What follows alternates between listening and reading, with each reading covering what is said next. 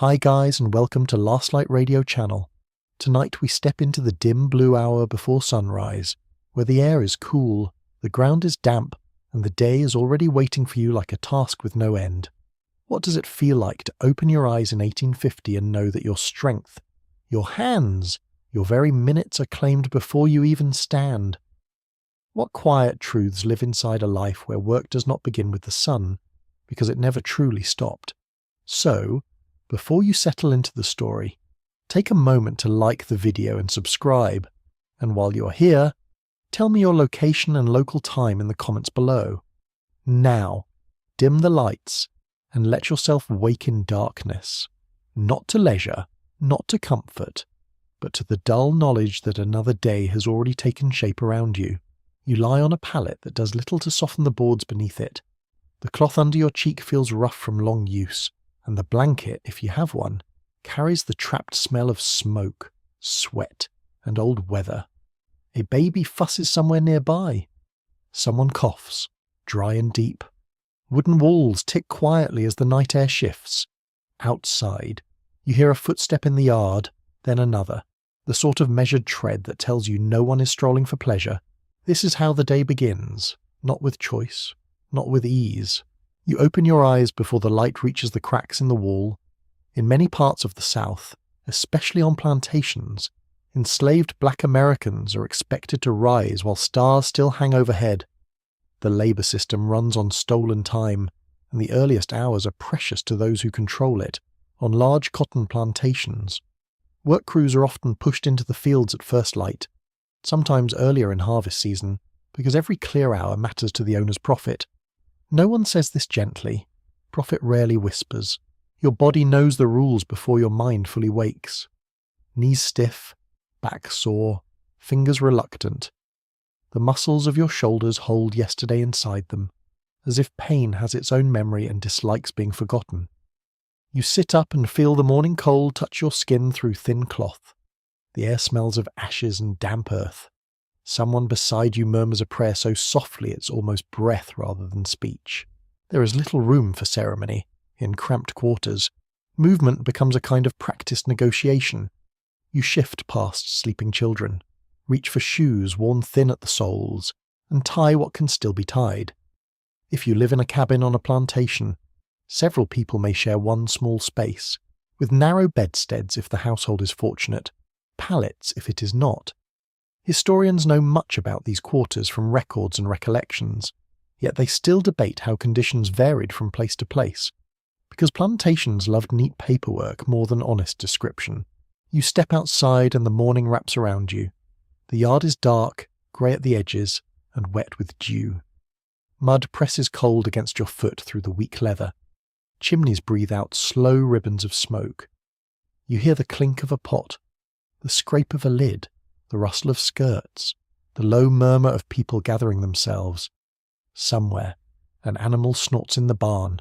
Somewhere else, a rooster acts as if he invented the dawn.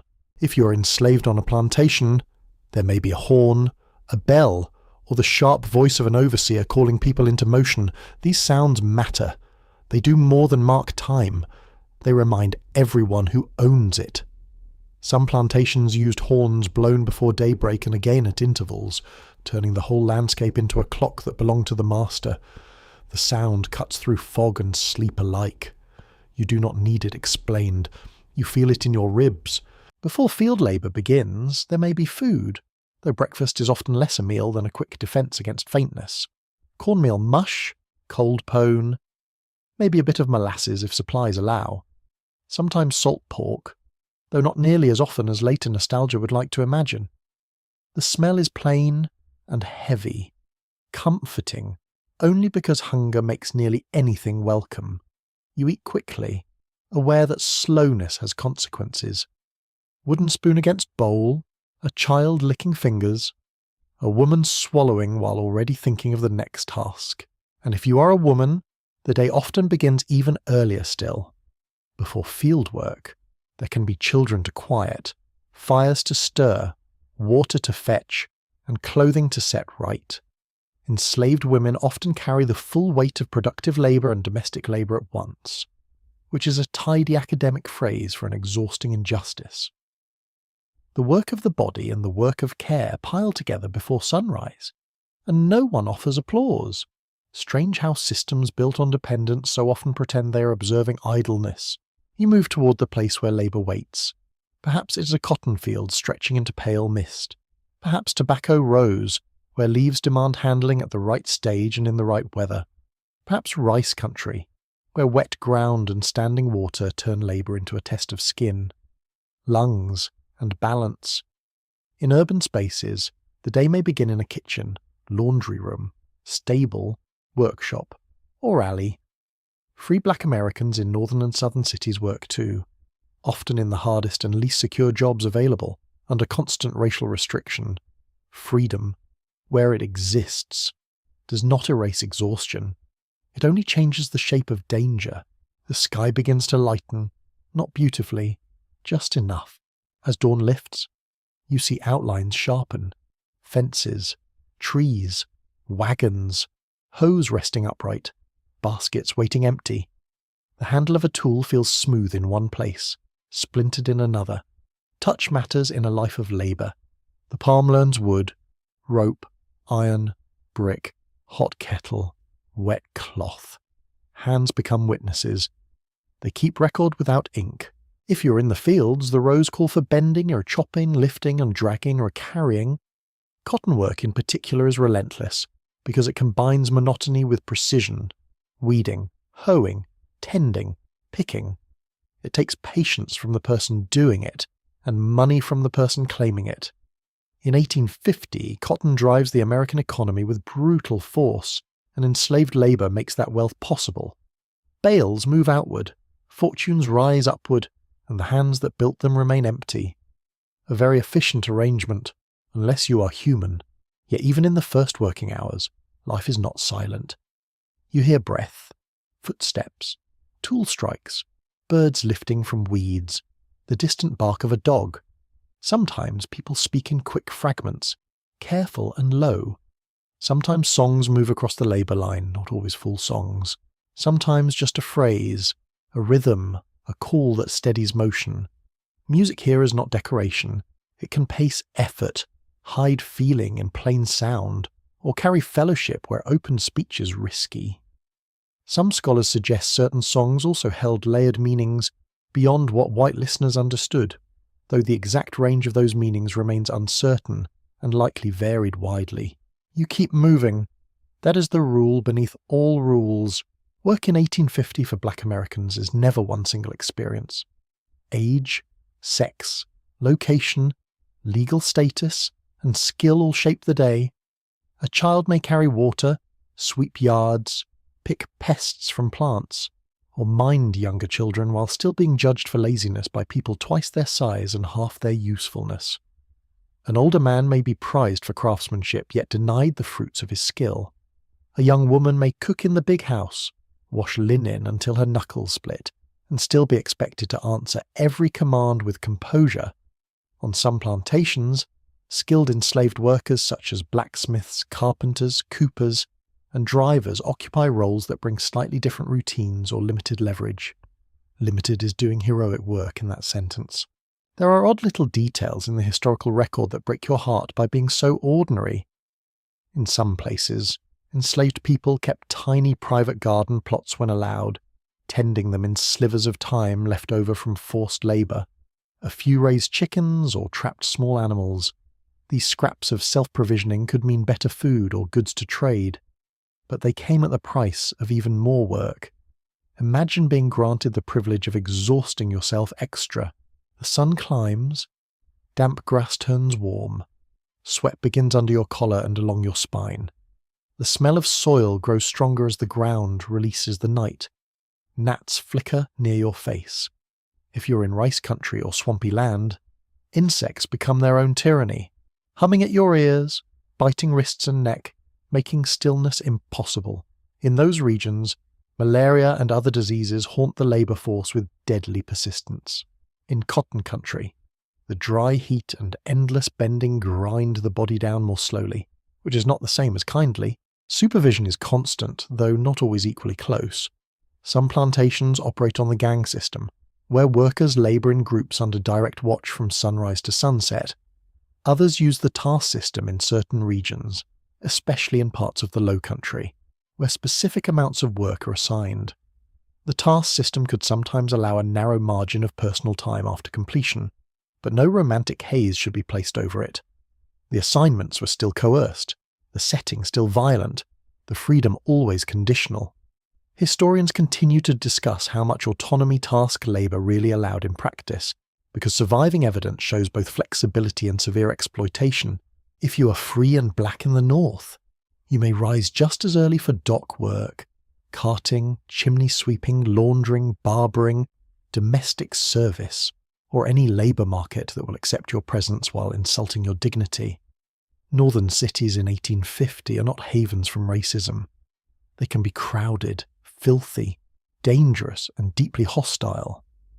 Employers underpay, white workers resent competition, laws and customs constrain movement and opportunity. And after the Fugitive Slave Act of 1850, even freedom feels less secure, as kidnappers and slave catchers exploit the law's cruelty. Mourning, in that context, carries another flavour of dread. You can be awake and still not be safe. But in the middle of all this, there are human gestures so small they might escape a ledger entirely. A mother straightening a child's collar with thumb and forefinger, a man sharing the warmer edge of a fire, a quick joke, dry as dust, about a mule with more sense than the overseer. Gentle sarcasm survives where many grander things are crushed. Sometimes that is one of the quiet miracles. If you cannot own the day, you may still mock its manager in a whisper. Light now spills fully across the land. Shadows shorten. The first stretch of labour settles into the bones like a sentence that keeps extending itself. The body adjusts because it must. Shoulder, back, wrist, ankle. Motion becomes rhythm. Rhythm becomes endurance. Endurance becomes the difference between standing upright tonight and collapsing before you reach the door. There is a mainstream truth historians agree on without much argument. Enslaved labour in the United States was not an inefficient leftover from an older age. It was central to a modern, expanding economy.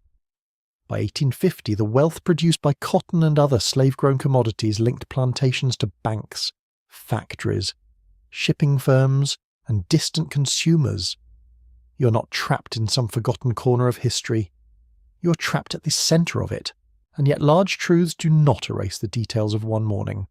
The itch of wool against the neck, the smoky taste left from breakfast, the way dawn chill lingers briefly in the handles of tools before the sun warms them, the sight of steam rising from damp ground, the hollow sensation in the stomach that comes not just from hunger, but from knowing the hours ahead are already spoken for. Sleep leaves you, though rest never really arrived. A day can begin without beginning, because fatigue is already there, seated and waiting, like an old companion no one invited. You keep your eyes attentive. Watch the row. Watch the hand. Watch the person watching you. In a world built on forced labour, alertness becomes its own labour. You listen for mood in a footstep, danger in a tone, opportunity in a pause. You learn when silence protects and when it threatens. You learn that morning contains many kinds of weather, and not all of them come from the sky. The sun rises higher. The first hours are gone, not lost exactly, taken. And that is the hard fact of waking here in 1850 as a black American under a system that feeds on your strength. The morning is not a fresh start. It is the reopening of an account someone else insists you owe. Still, inside that theft, you remain a person with senses, thoughts, memory, humour, prayer, irritation, tenderness, and will. The system wants labour from you. It gets that. But it keeps failing to understand the full size of the life carrying it out. The morning has fully opened now, and with it comes the blunt fact that one kind of work is never the whole story. You step into 1850 and quickly learn that labour for black Americans is not a single road, but a tangled map of fields, kitchens, workshops, docks, yards, washhouses, stables, nurseries, and streets. The day changes shape depending on where you stand, but it rarely softens. Work reaches for you in every direction, as if the nation itself has decided your hands are public property. If you are on a cotton plantation, the field stretches outward in long, disciplined rows, each one asking for the same motion until your body almost forgets it was ever meant for anything else. You bend, pull, chop, lift, and move on. The soil clings to your shoes and dries into pale crusts around your ankles. Dust settles in your throat. The plants scratch at your wrists. By late morning, the sun begins to sit heavily on your shoulders, and the space around you hums with insects, heat, and the repetitive strike of tools. Cotton labour is often remembered for harvest, when fingers fly through open bowls and gather white fibre into sacks that drag behind the picker. But the crop demands attention long before that moment. Hoeing, clearing, thinning, and keeping rows clean all require steady effort. The land never seems satisfied. On tobacco plantations, the work feels different, though no less wearing. Tobacco asks for watchfulness. The plants must be tended at the right time, topped, wormed, cut, and later cured with skill. Leaves are sticky to the touch, broad and heavy, brushing against your arms as you move between them. The smell is green at first, sharp and damp, then sweeter and darker once curing begins. In some regions, the labour stretches from fields to barns, where hanging and sorting leaves becomes its own exhausting art. A careless hand can reduce value, and value is the word always hovering nearby, cold and businesslike. Even when the labour itself is hot and messy, rice country brings another world entirely. In the coastal south, especially in the Carolinas and Georgia, rice cultivation places you in wet ground, shallow water, and thick, humid air. Your feet sink into mud that grips like a stubborn hand. Water flashes in the light, beautiful in a way that feels almost insulting. Mosquitoes whine around your ears. Frogs call from the banks. The smell of wet vegetation rises from ditches and embankments. Rice fields require intense engineering, with canals, trunks, levees, and careful management of flooding and draining. The work here is as much about controlling water as planting seed. Some enslaved Africans and their descendants brought agricultural knowledge that shaped this economy in crucial ways, though planters liked to take the credit and keep the profits. Very convenient. The mud never signed the receipts. Sugar plantations in Louisiana are harsher still, particularly during grinding season, when cane must be cut and processed quickly before it spoils. Cane leaves slice at the skin. Stalks are heavy and awkward. The mills, kettles, and boiling houses create a world of steam, smoke, fire, and terrible risk. Labour there can run deep into the night. The smell is thick with sweetness and ash, almost pleasant until you remember the cost. Historians often describe sugar as among the most brutal forms of plantation labour in North America, and it is hard to argue with them when you imagine the pace, the danger, and the constant urgency. Not every black American in 1850 works in agriculture, though the countryside dominates the imagination. You may instead live in a town or city, where work is just as demanding and often less visible in the grand stories people like to tell. In urban households, black women perform domestic labour that keeps white families comfortable while leaving little comfort for themselves.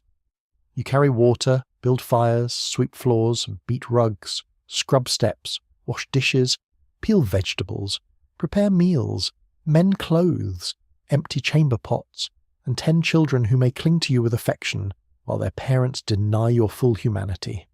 That is one of slavery's cruelest absurdities. It can force intimacy without granting respect. Kitchen work begins early and refuses to end neatly. Heat gathers around the hearth until your face feels flushed and your dress clings to your back. Smoke stings the eyes.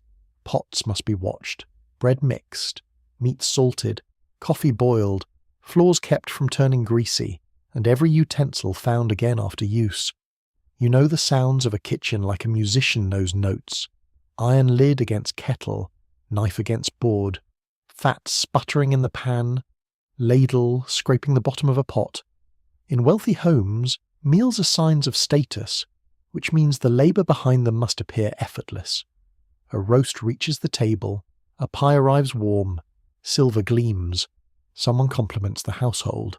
The person who made it possible is expected to disappear into the wallpaper. Laundry work is another form of endurance that receives far too little dramatic music. Washing clothes in 1850 is brutal physical labour. Water must be fetched, heated, hauled, poured, and changed. Clothes are soaked, scrubbed, wrung, boiled, rinsed, blued, dried, ironed, and folded. Soap roughens the skin. Steam dampens the air until it feels hard to breathe. In winter, wet fingers ache from cold. In summer, the washyard becomes a private little climate of heat and fatigue.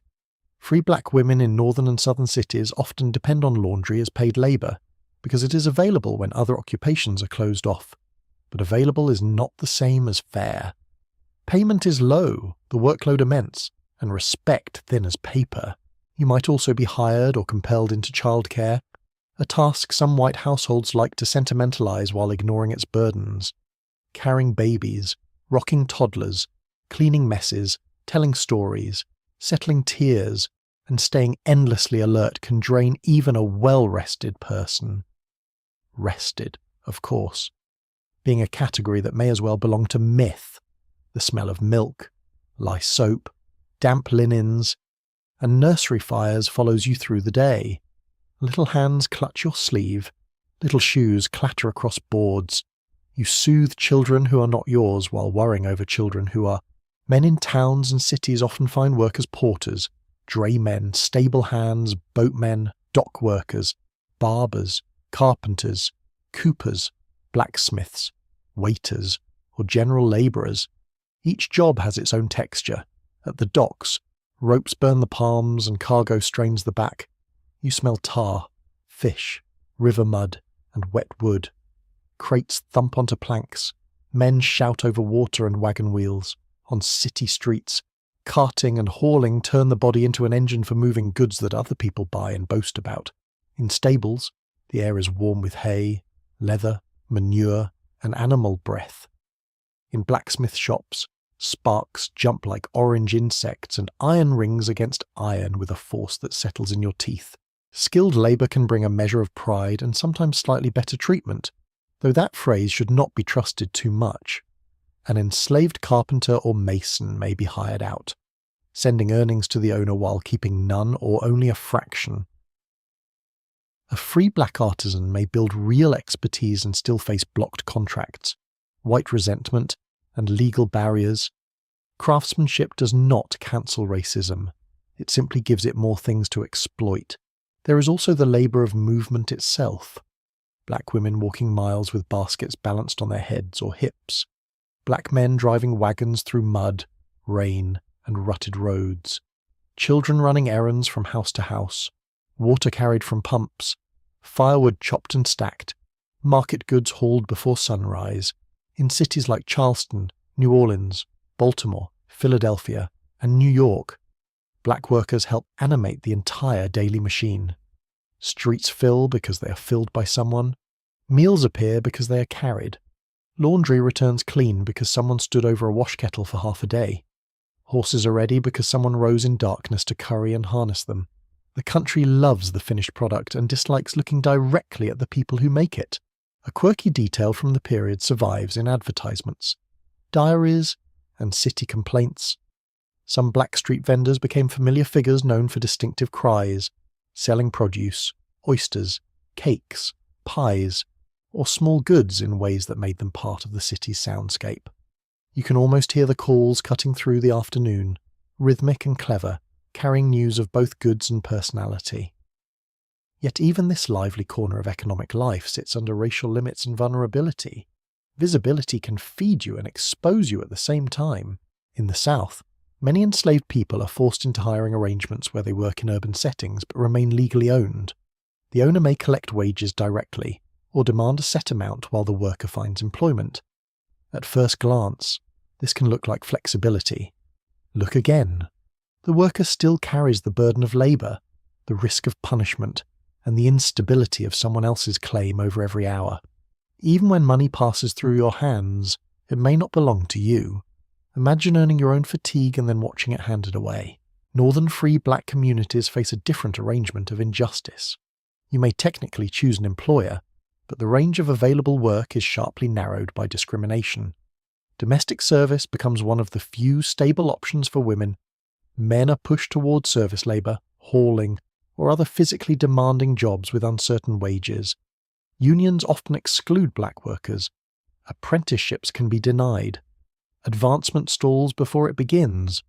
The word free remains true in law, yet thin in practice. And then there is the labour done inside black households themselves, which mainstream history too often leaves in the corners. After paid work or forced work ends, there are clothes to mend, meals to stretch, children to wash, shoes to patch, hair to comb, and the fragile business of keeping a home from sliding apart. Home may be a cabin, a rented room, a loft corner, a yard house, or a narrow alley dwelling. Whatever its shape, it still asks for care. Brooms move over rough floors, needles pass through worn cloth, food simmers in small pots. Someone checks a fevered forehead. Someone braids hair by fading light. This labour is not separate from the economic system. It supports it quietly. Every day. You also learn that labour is deeply gendered. Though never neatly divided, enslaved women work in fields as well as homes. Enslaved men may cook, tend livestock, or care for children in some settings. Free black women sell goods, take in washing, nurse the sick, and manage households. Free black men do heavy hauling, skilled trades, service work, and whatever else the market and race restrictions leave open. The categories blur because necessity is not a tidy clerk. It throws tasks at whoever can still stand. Some historians continue to argue about the extent to which certain roles gave black workers room to negotiate, especially in urban areas where enslaved people moved through looser supervision or hired themselves out. There were cases where individuals carved out modest independence, saved small sums, or formed broad social networks through work. But uncertainty remains over how typical those experiences were, and broad claims can easily become comforting myths. A few cracks in the wall do not make the room spacious. By afternoon, no matter the setting, the body carries the record, fingertips pruned from wash water, shoulders burning from baskets, knees stiff from field rows, clothes damp with sweat or splashed with grease, smoke in the hair, soap on the skin, flour on the cuff, mud at the hem.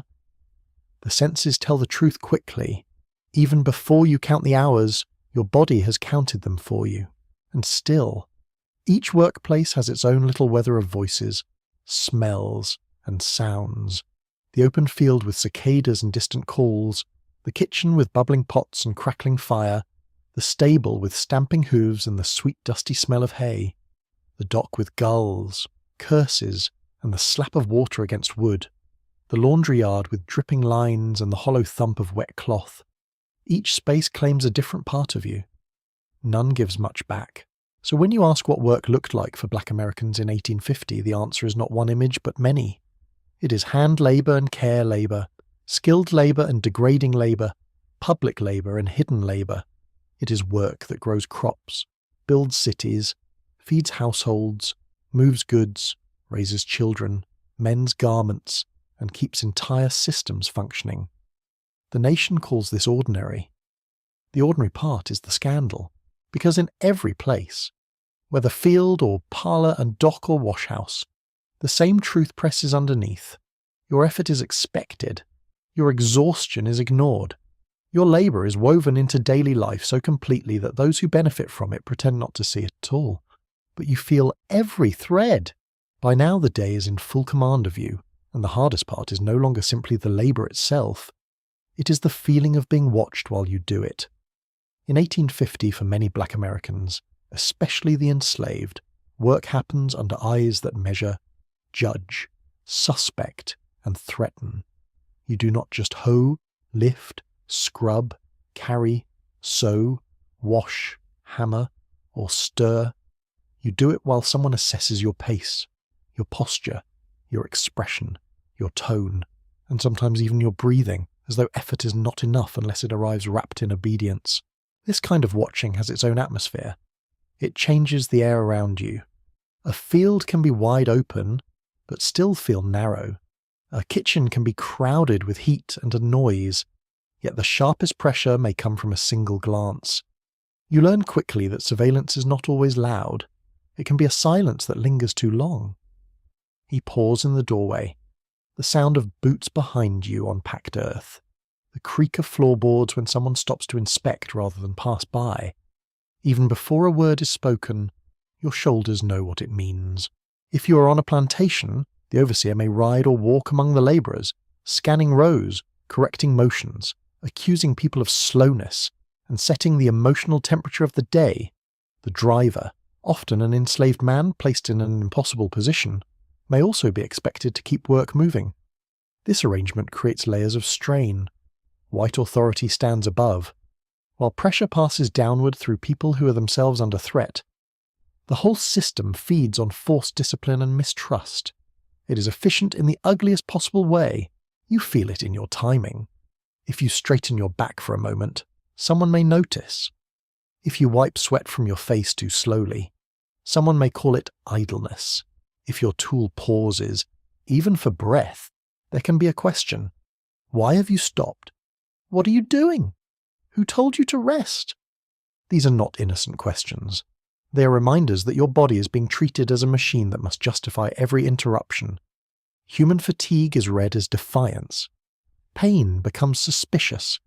Illness becomes negotiable, at least from the viewpoint of those who do not have to endure it, in domestic work. Surveillance changes costume, but not intention. Inside the house, you may be watched by the mistress, the master, older children, guests, or any visiting relative who feels entitled to comment. Here, the eye does not just measure speed, it measures demeanour. Are you cheerful enough, quiet enough, prompt enough, invisible enough? White households often demand a strange performance from black domestic workers. You must be ever present when needed, then vanish from attention the moment your work is done. You must be warm without being familiar, competent without seeming proud, alert without appearing tense. It is a balancing act over a floor that keeps moving. The soundscape of this kind of monitoring is its own education. A bell from another room, a clap for attention, a spoon struck sharply against a table, slippers gliding over boards, the rustle of skirts outside the pantry door, the tiny shift in someone's voice when they are about to fault your work. You begin to hear moods before sentences. You can tell irritation from impatience, impatience from danger. Many black Americans, enslaved and free alike, became experts in reading white behaviour because safety often depended on those subtle distinctions. Not every threat announces itself dramatically. Some arrive in a perfectly calm voice. Punishment is the shadow that gives surveillance its force. On plantations, punishment can be immediate, public, and physical, intended both to hurt the person targeted and to warn everyone else. The exact forms vary by place and master, which is not a comforting fact. Variation here only means cruelty had room to improvise. Enslaved people could be whipped, deprived of food, threatened with sale, confined, humiliated, or pushed into even harsher labour. Owners and overseers often justified punishment as discipline, using the language of order and efficiency to dress violence in managerial clothing. It remains violence all the same. In towns and cities, punishment might take other forms too. A free black labourer can be fired without pay, cheated of wages, insulted in public, dragged into court on false or flimsy charges, or beaten by police and mobs who assume black presence itself is disorderly. A hired-out enslaved worker may be reported back to an owner and punished there. A domestic servant may lose lodging along with employment. A market woman can have her goods seized or her permit challenged. A wrong tone, a misunderstood glance, a disputed account, a rumour, or simply a white person's irritation can alter the whole day. That is what constant watching does. It stretches fear into ordinary time. You notice it physically. Your neck stays tight. Your stomach hardens at sudden footsteps. Your mouth becomes careful with words. Even your face must be managed. Too much expression can be read as insolence. Too little can be called sulking. There is no winning formula, because the judgment is not fair to begin with. The rules shift according to mood, profit, jealousy, vanity, and whim.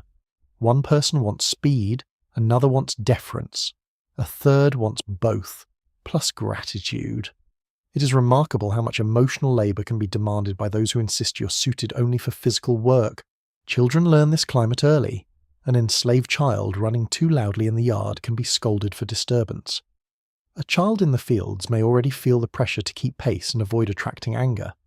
Free black children in northern cities learn quickly how adults look at them in shops, streets, and workplaces. To be watched as a child in this way is to be taught caution as a first language. Play may still happen, because children are children and life presses upward wherever it can, but it happens inside boundaries drawn by danger. There is a peculiar cruelty in how white observers often claim they could read character from black faces and bodies, as though laziness, deceit, gratitude, stubbornness, or obedience could be measured by posture alone. Pseudo-scientific racism and everyday prejudice fed each other constantly in 1850. A slow step became proof of inferiority. A direct gaze became proof of insolence. A mistake became proof of incapacity. Meanwhile, the exhaustion, hunger, injury, and grief shaping that moment were simply ignored. The conclusion had been decided before the observation began. Some enslavers kept written records of work output, punishments, pregnancies, illnesses, births, deaths, and small acts of resistance with the same dry ink used for crops and livestock. This habit of documentation can feel chillingly modern. Columns, totals, entries, remarks. One quirky but revealing detail is that plantation journals sometimes include abrupt little notes that compress a human ordeal into a flat phrase. Something like, sick today, whipped, sent to the mill, or child-born. Bureaucracy has a special talent for sounding neat while standing on top of suffering. Yet surveillance was never perfect. White people often like to imagine themselves fully in control. But they were not omniscient. Black workers knew how to speak around power, how to communicate in glances, tones, pauses, and seemingly harmless phrases. A message could be tucked inside a casual comment. A warning could travel through a yard without being formally spoken. A work song could cover irritation, fellowship, or instruction.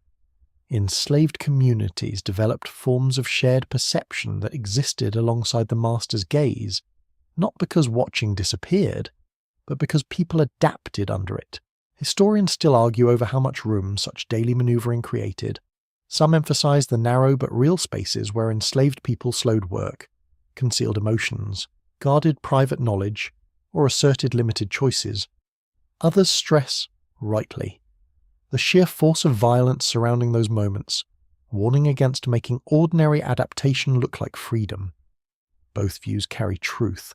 Small acts of self-protection existed, but they existed inside a crushing system, not above it.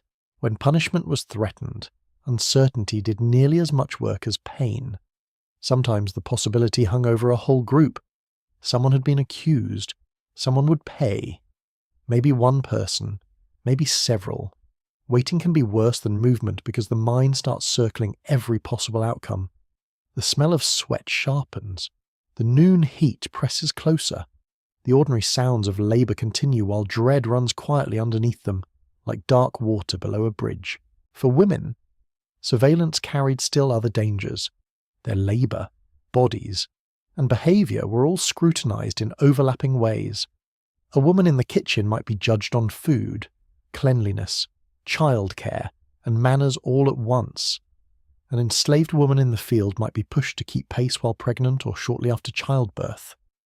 Domestic workers could be accused of theft with little evidence, blamed for a child's illness, or subjected to sexual intimidation hidden under the general excuse of household authority.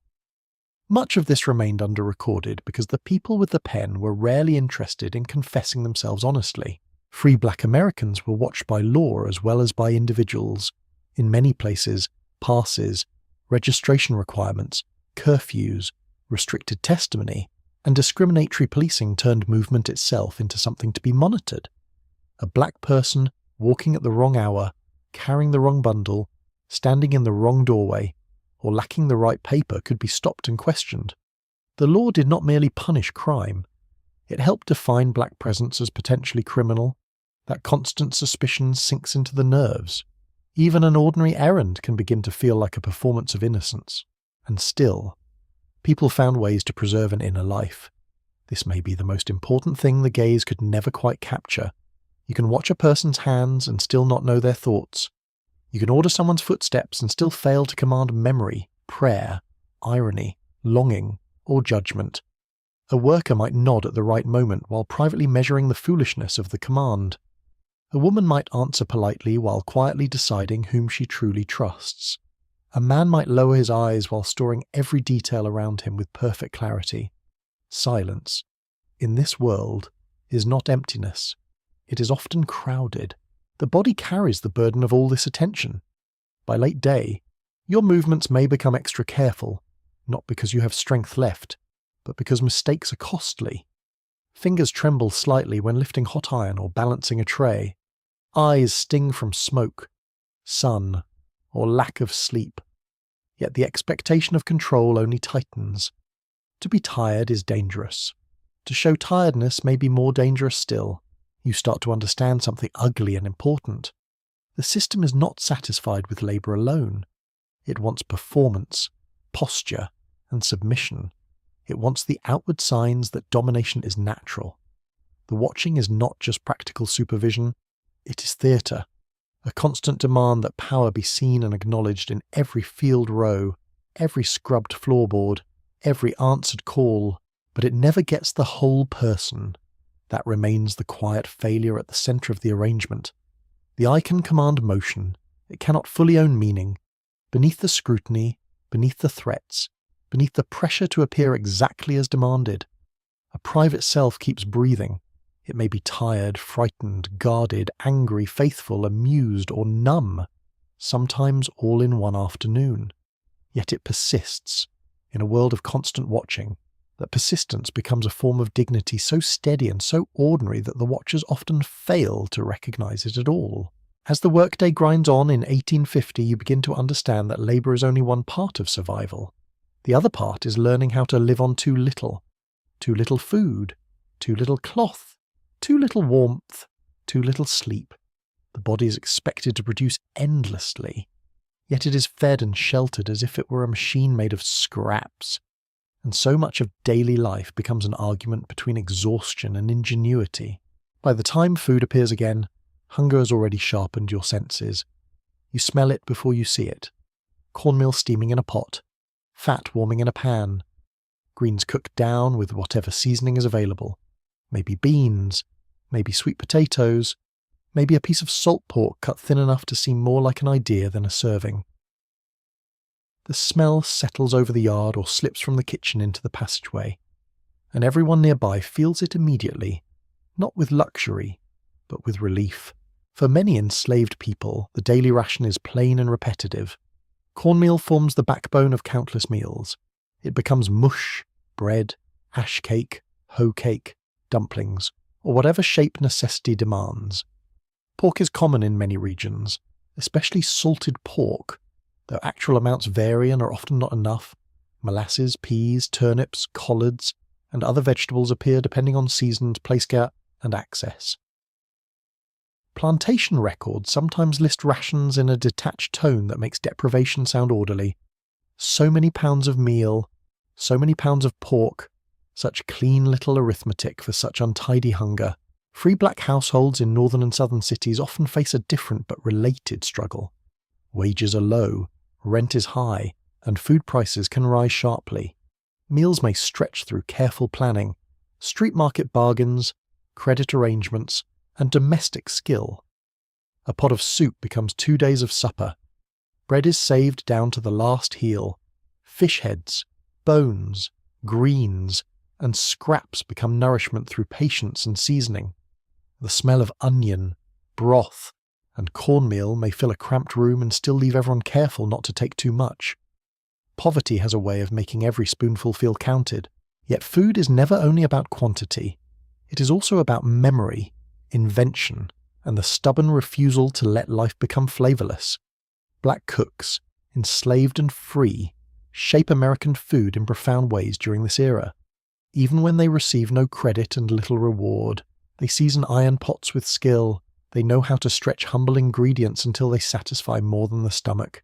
They fry fish crisp, bake cornbread with a delicate hand, simmer greens low and patient, sweeten cakes, roast yams, and turn leftovers into something welcome. In white households, they often prepare lavish meals that they themselves do not enjoy. It is one of history's bitter little jokes that the people who fed the country most beautifully were so often denied the ease of being well fed. A quirky detail from the period survives in travellers' descriptions and local recollections. In some towns and cities, black vendors sold hotcakes, pies, fruit, oysters, or cooked dishes on the street, creating a lively informal food economy. The calls of these sellers became part of daily sound, and certain foods gained reputations tied directly to black cooks and market women. You can imagine the smell of baked pastry or fried fish drifting through a crowded street, drawing customers who never stop to wonder how much labour stands behind that single, delicious moment. Clothing tells a similar story of scarcity and adaptation. Fabric on your skin in 1850 says a great deal about status, climate, labour, and control. For enslaved people, clothing is often issued in coarse, inexpensive cloth, meant for durability rather than comfort. Wool and linen mixtures, rough cotton, heavy shoes, plain hats. The texture matters because the body feels it all day. A shirt may rub at the neck, trousers may bind when wet, shoes may crack at the sole and take in water, dresses may catch on brush or stiffen with old soap. In cold weather, thin garments do little to block the wind. In heat, they cling and chafe. Children often wear too little and outgrow it too soon. A hem rises above the ankle, a sleeve stops at the forearm, a shoe pinches, then splits. Some plantation owners issue clothing once or twice a year, as though human growth and weather have agreed to obey a calendar. When garments wear through, people patch them if they can. Needles move at night by weak light. Old cloth becomes new cuff, new pocket, new apron, new bandage. A ripped shirt is too serious to waste. A worn blanket may be folded, resawn, and made to serve again. Hands trained for labour become hands trained for repair. Free black Americans might have more latitude in dress, but that freedom is shaped by income and by the politics of appearance. Respectable clothing can signal self-possession, seriousness, and care, especially in communities where white society constantly searches for reasons to demean. But decent fabric costs money. Shoes wear down quickly, and laundering itself is expensive in effort if not always in cash. A worker may save for a coat, mend it repeatedly, brush it carefully, and wear it for years. A woman may reshape an old dress, turn a collar, add braid, or freshen a bonnet to make limited means look orderly. Looking neat is often expected even when life gives you every reason to look worn. That expectation can be tiring in its own right. Touch becomes a daily instructor in this world. You feel cold boards underfoot in the morning, damp cloth at the wash line, frayed cuffs, the hot handle of a kettle wrapped in a rag, straw ticking pushing through thin fabric on a mattress. The smooth-worn grip of a spoon passed through many hands. Material life in 1850 is intimate because there are so few barriers between body and object. When something is rough, hard, wet, hot, or broken, you know it immediately. Rest should answer some of this strain. Usually, it does not. Nightfall does not necessarily bring comfort, only reduced visibility. After the last labour is done, there may still be mending, childcare, cooking, cleaning, prayer, or quiet conversation. By the time you lie down, your body is not drifting gently towards sleep. It is dropping into it. Muscles twitch. Feet throb, shoulders pulse with dull heat. The smell in the room is a mix of smoke, earth, old wood, unwashed cloth, and tired bodies. Someone turns over on a pallet and the whole space seems to hear it. Sleeping arrangements vary, but for many enslaved people the quarters are cramped and poorly insulated. Cabins may be drafty in winter and stifling in summer. Vermin can be a constant nuisance. Blankets may be insufficient. The floor may be dirt or rough plank. Beds, where they exist, can be simple frames stuffed with straw, corn shucks, leaves, or other materials that flatten quickly and rustle loudly. In towns and cities, Free black families often rent crowded rooms in alleys, garrets, or aging buildings where privacy is thin and noise travels through walls. A baby cries nearby. A drunk man stumbles outside. Rain taps the roof. Cartwheels rattle over stones long after dark. And still, people make these spaces livable through care. A swept floor changes a room. A folded cloth at the window softens a draught. A tucked-away cup. A polished spoon. A shelf of treasured objects. A Bible wrapped in fabric. A broken chair repaired just enough to hold. These details matter because they mark an effort to shape a life rather than merely endure it. Even under severe constraint, domestic order can become a quiet declaration that you're not debris. Historians still disagree about how much nutrition enslaved populations received relative to the demands placed on them. Plantation records, military observations, later testimonies, and archaeological evidence sometimes point in different directions. Some owners provided enough calories to preserve labour power while failing badly in quality and consistency. Others allowed or relied on hunting, fishing, garden plots, or extra work to fill the gap. The disagreement is not about whether deprivation existed. It certainly did. The question is how severe, how widespread, and how variable the shortages were from one place to another. Human suffering, inconveniently for neat theories, does not always distribute itself evenly. Weather intensifies everything. In winter, the lack of adequate clothing and bedding can make the body ache before the workday even starts. Cold fingers lose dexterity, breath smokes in the air, the skin of your hands cracks.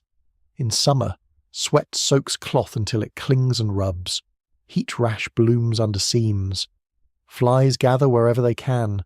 A cabin that trapped warmth in January now traps heat and stale air in July. The seasons are not background scenery. They are active participants in hardship. You begin to see how scarcity trains the mind. You notice crumbs, thread, dripping water, scraps of wood, the strong corner of a blanket, the less worn side of a shoe sole. Nothing is casually ignored because everything might matter later.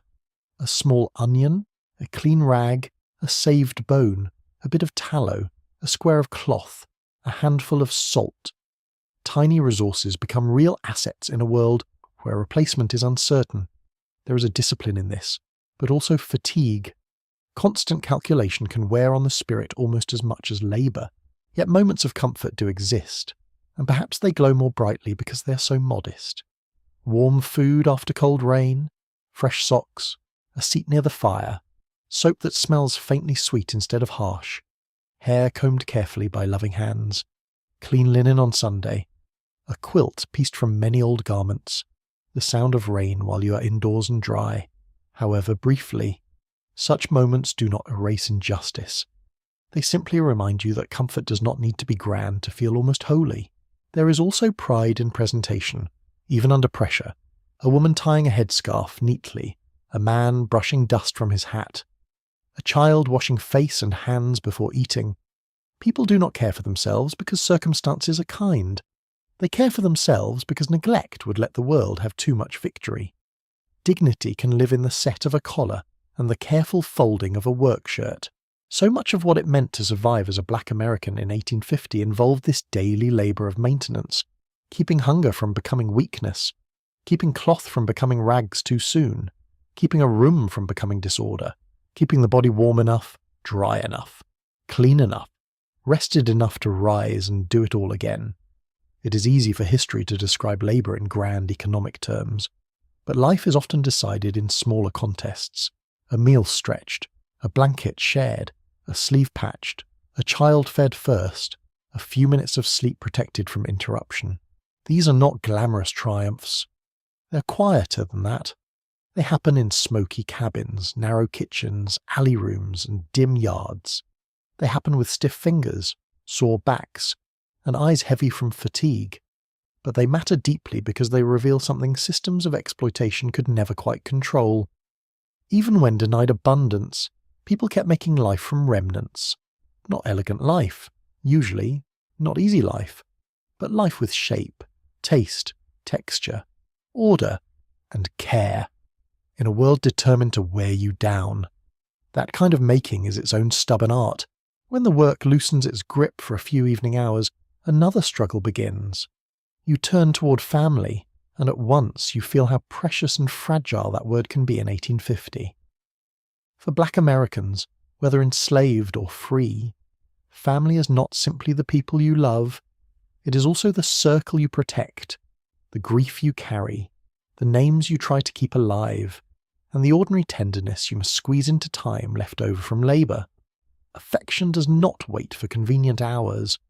Of course, it shows up anyway, tired and determined. You come home, if home is the word available. With the day still clinging to you, your clothes smell of smoke, dust, mud, starch, livestock, river water, or cooking grease, depending on where you have spent the hours. Your hands are rough from tools or wet work.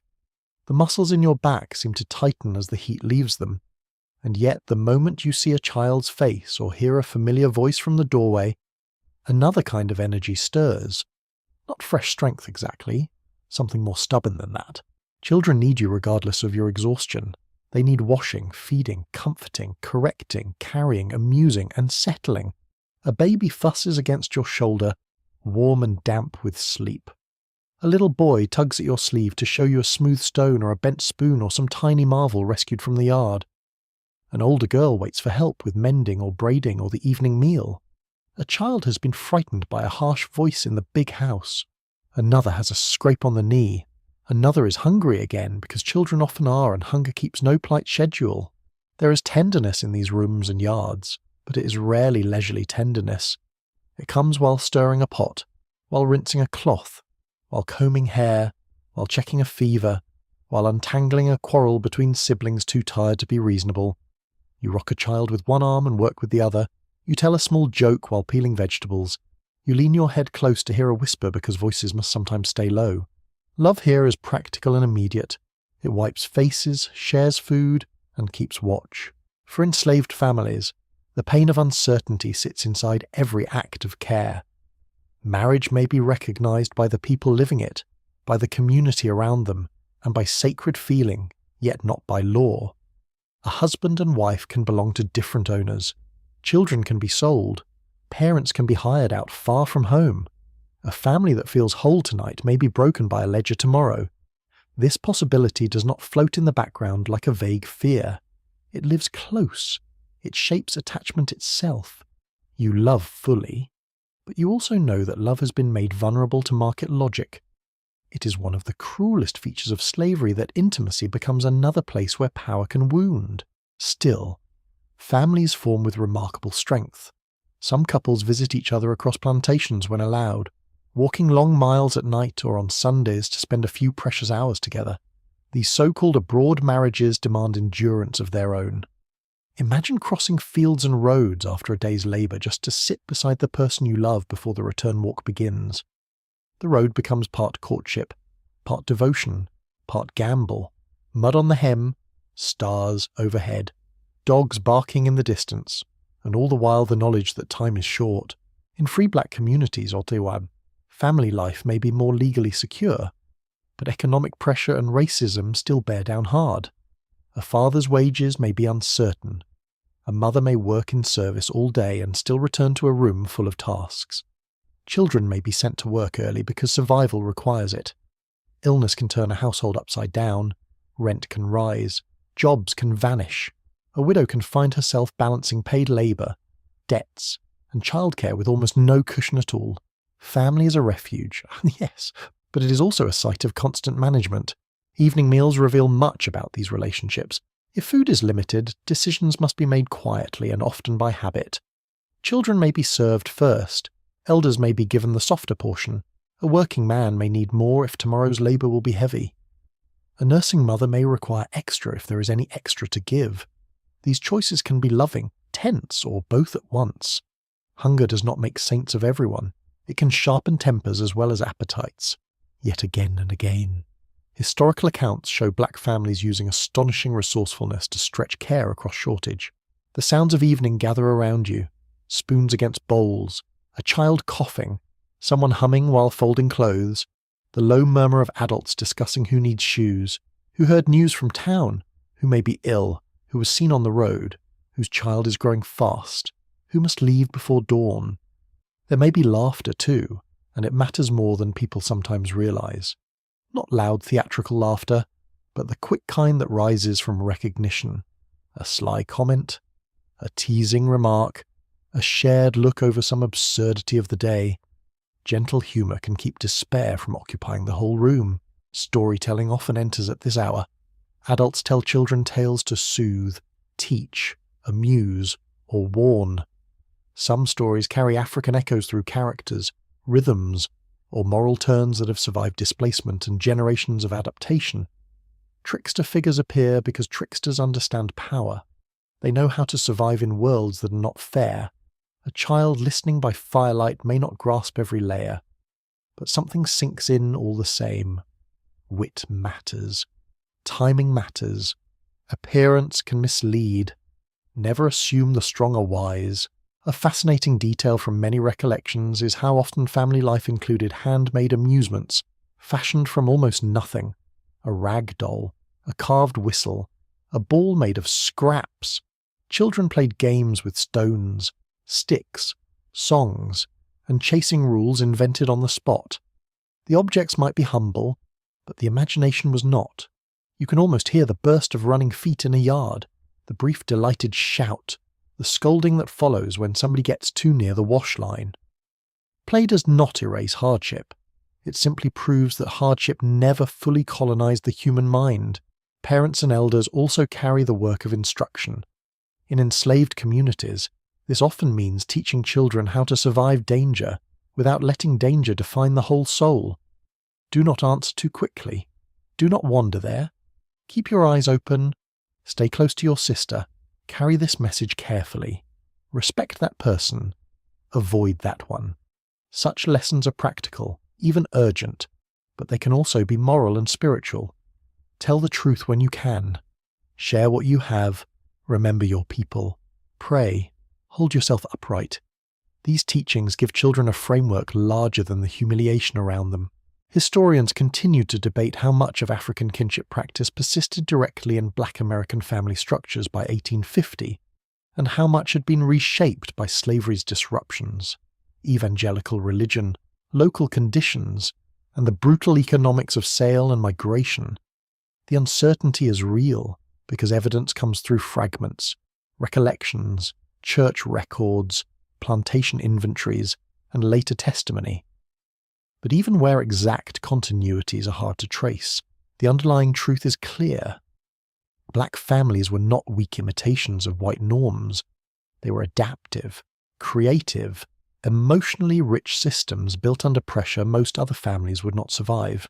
There is grief here too, and not just the dramatic grief of sale or death. There is the daily ache of partial absence, a father hired out elsewhere, a mother working long hours in another household, a grandmother too far away to visit often, a child old enough to take on labour before childhood has had much chance. Family can be present and still feel interrupted by the demands of the world. Even in one room together, people may be mentally divided by fatigue, worry, or the tasks waiting for morning. Exhaustion is a quiet thief. It steals conversation first, and yet people resist that theft where they can. A woman braids her daughter's hair slowly enough to make it a moment, not just a task. A man with sore hands still lifts a toddler and bounces him gently. An older sibling teaches a younger one a rhyme. Someone hums a hymn while rocking the baby. Someone smooths a blanket over a sleeping child with a tenderness so automatic it almost escapes notice. These actions are small, but they are not minor. They are how belonging is made visible. For free black communities, churches, mutual aid circles, extended kin, and neighbourhood networks often blur the boundaries of family in life-giving ways. An aunt may not be a blood aunt. A child may be watched by a neighbour as naturally as by a cousin. Older women advise younger mothers. Men trade help on moving days or in illness. Lodgers become almost kin through necessity and routine. These wider circles can make the difference between a household collapsing and enduring. Family, in this context, is not always a neat tree. Sometimes it's more like a woven mat. Strong because many strands cross. Enslaved communities also created kin ties broader than biology. Elder women might be called auntie or mammy by affection and custom. Unrelated men could act as uncles, protectors, teachers, or father figures. Children growing up under the threat of sale and separation often depended on these broader bonds. Community became a shelter around the family, not a replacement for it, but an extension. When one person was absent, another stepped closer, not always, not perfectly, but often enough to matter deeply. Night settles, the fire burns lower, children droop where they sit, someone finally sleeps with a cheek against your lap, the room smells of warm bodies, ash, and the last traces of supper. Outside, insects sing in the dark, and somewhere farther off a dog barks and then stops. This could be a peaceful scene, and in one sense it is. Yet even peace has to live carefully here. Tomorrow's work is already approaching. Clothes must be laid out. Water must be remembered. A child's cough must be watched. A husband may still need to walk back to another plantation before dawn. A wife in service may need to rise before everyone else. Family life is full of tenderness, but tenderness must keep one eye open. That may be the deepest truth of it. In 1850 for Black Americans, family is not softness opposed to labour. It is labour of another kind. Emotional labour, protective labour, memory work, healing work, teaching work, feeding, holding, mending, comforting, guiding, mourning, and encouraging. It asks for strength when strength is already low. It asks for patience when nerves are frayed. It asks for hope when evidence is often rude enough to withhold it. And still, family remains one of the great ways people claim themselves, not through ownership papers or public honour, but through everyday devotion, through names repeated, through children washed and fed, through stories told, through lovers meeting despite distance, through elders respected, through the unremarkable miracle of continuing to care for one another after a day designed to leave nothing left. In that care, you can feel a quiet refusal. The world may try to count labour and price bodies, but it cannot fully measure what passes between people who have chosen, again and again, to be family. By the time Sunday arrives in 1850, you might imagine Rest stepping gently into the yard like a long-awaited guest. It rarely happens that way. The day does feel different. Yes, the pace changes. The sound of tools may soften. The air may carry a little less command. But Sunday is not a clean break from labour for Black Americans. It is a day crowded with its own duties, negotiations, hopes, and watchfulness. Rest exists, but often in fragments, and every fragment has to share space with the unfinished demands of the life. You wake with the body still remembering the week. The ache in your back did not honour the calendar overnight. Your hands are sore in the same places. Your feet still know the shape of the rows, the floorboards, the wash line, the cart path. Yet there is a subtle change in feeling. The morning may be quieter. People move with a slightly different rhythm. Voices are lower, less clipped. Smoke rises from cabins or chimneys in a calmer column. Even the light can seem less aggressive when it does not immediately announce the field or the yard.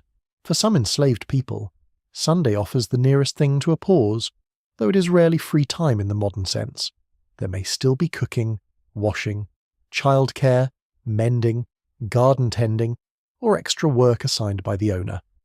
Some plantations permit a little personal time on Sundays, others do not. Some enslaved families use the day to repair clothing, patch roofs, cut wood, visit loved ones, barter, fish, tend small plots, or prepare food for the coming week. In that sense, Sunday becomes a day when labour shifts from the master's direct profit to the household's immediate survival. The hands keep moving, only the purpose changes. The smell of Sunday can be lovely in a plain way. Soap lathered in a basin, a shirt dried clean in the breeze, cornbread warming, greens simmering more slowly than on work days, hair pomade or pressed oil, a swept dirt floor, fresh kindling. In many homes, free and enslaved alike, the day includes a little more attention to dress and grooming if circumstances allow. Faces are washed carefully. Children's hair is combed and braided. A scarf is tied neatly. A collar is straightened. Shoes, if there are shoes worth brushing, are wiped down. Such preparation is not vanity. It is order, dignity, and readiness to be seen by God, by community, or by one another with more care than the work week usually permits. Church becomes central for many Black Americans, though the experience varies widely. Some attend white-controlled churches where Black worshippers are segregated to galleries, benches, side spaces, or rear sections. Some attend separate Black congregations in cities and towns where free communities have built churches of their own. Some gather in brush arbours, clearings, homes, or quarters for informal prayer meetings beyond direct white oversight. Though such gatherings can be risky depending on local law and custom, the spiritual life of Black America in 1850 is rich, varied, and deeply important, but it is not simple. Religion can be a source of comfort, identity, resistance, discipline, music, and mutual care. Even while white authorities try to shape it into a tool of obedience, you walk to worship, perhaps along a dusty road, perhaps through a city street lined with shops still half asleep. The sounds around you shift from workday clangor to Sunday murmurs. Shoes scrape on earth, children whisper. A wagon rolls by. Somewhere a bell rings.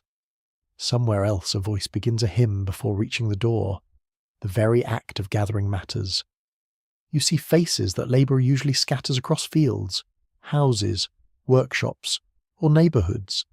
A woman you know from market, a man hired out on another property, a cousin, a friend, an elder whose prayers have steadied half the community.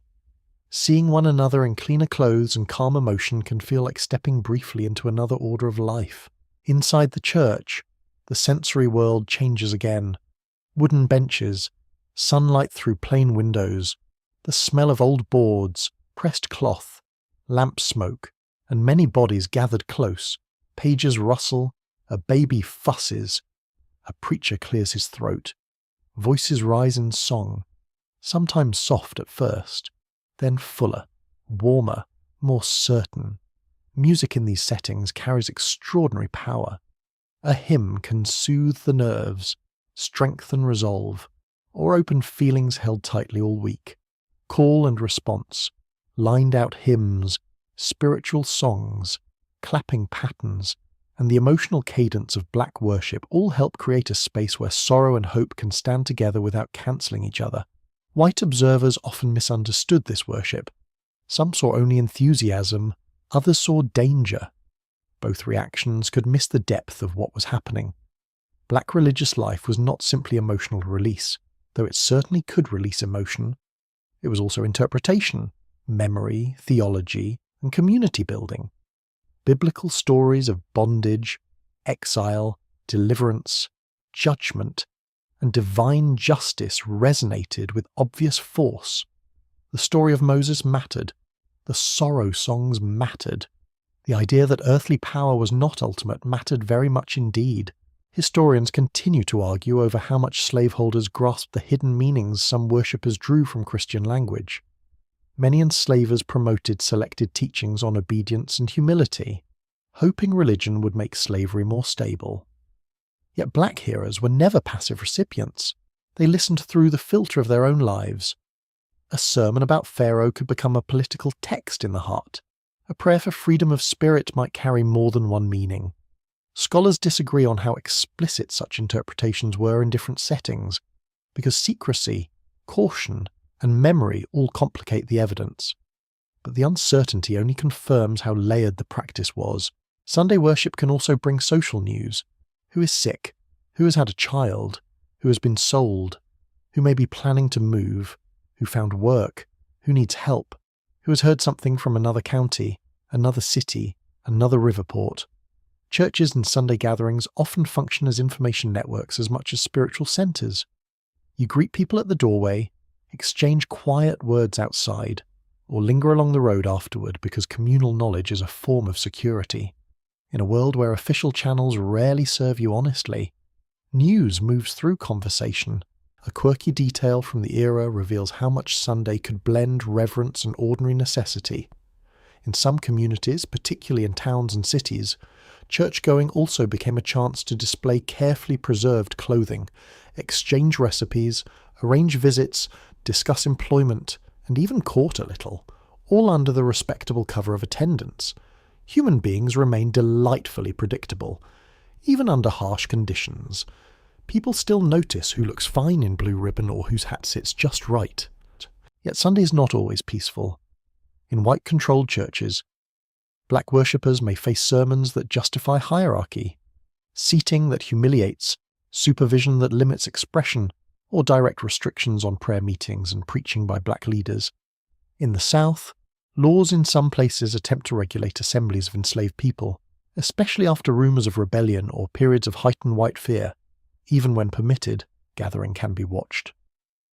The same eyes that inspect labour on weekdays may reappear to inspect devotion on Sunday. Free black churches, where they exist, offer a different atmosphere. In northern cities and some southern urban communities, independent black congregations become anchors of civic life. They host worship, education, mutual aid, political discussion, and support for those newly arrived or in need.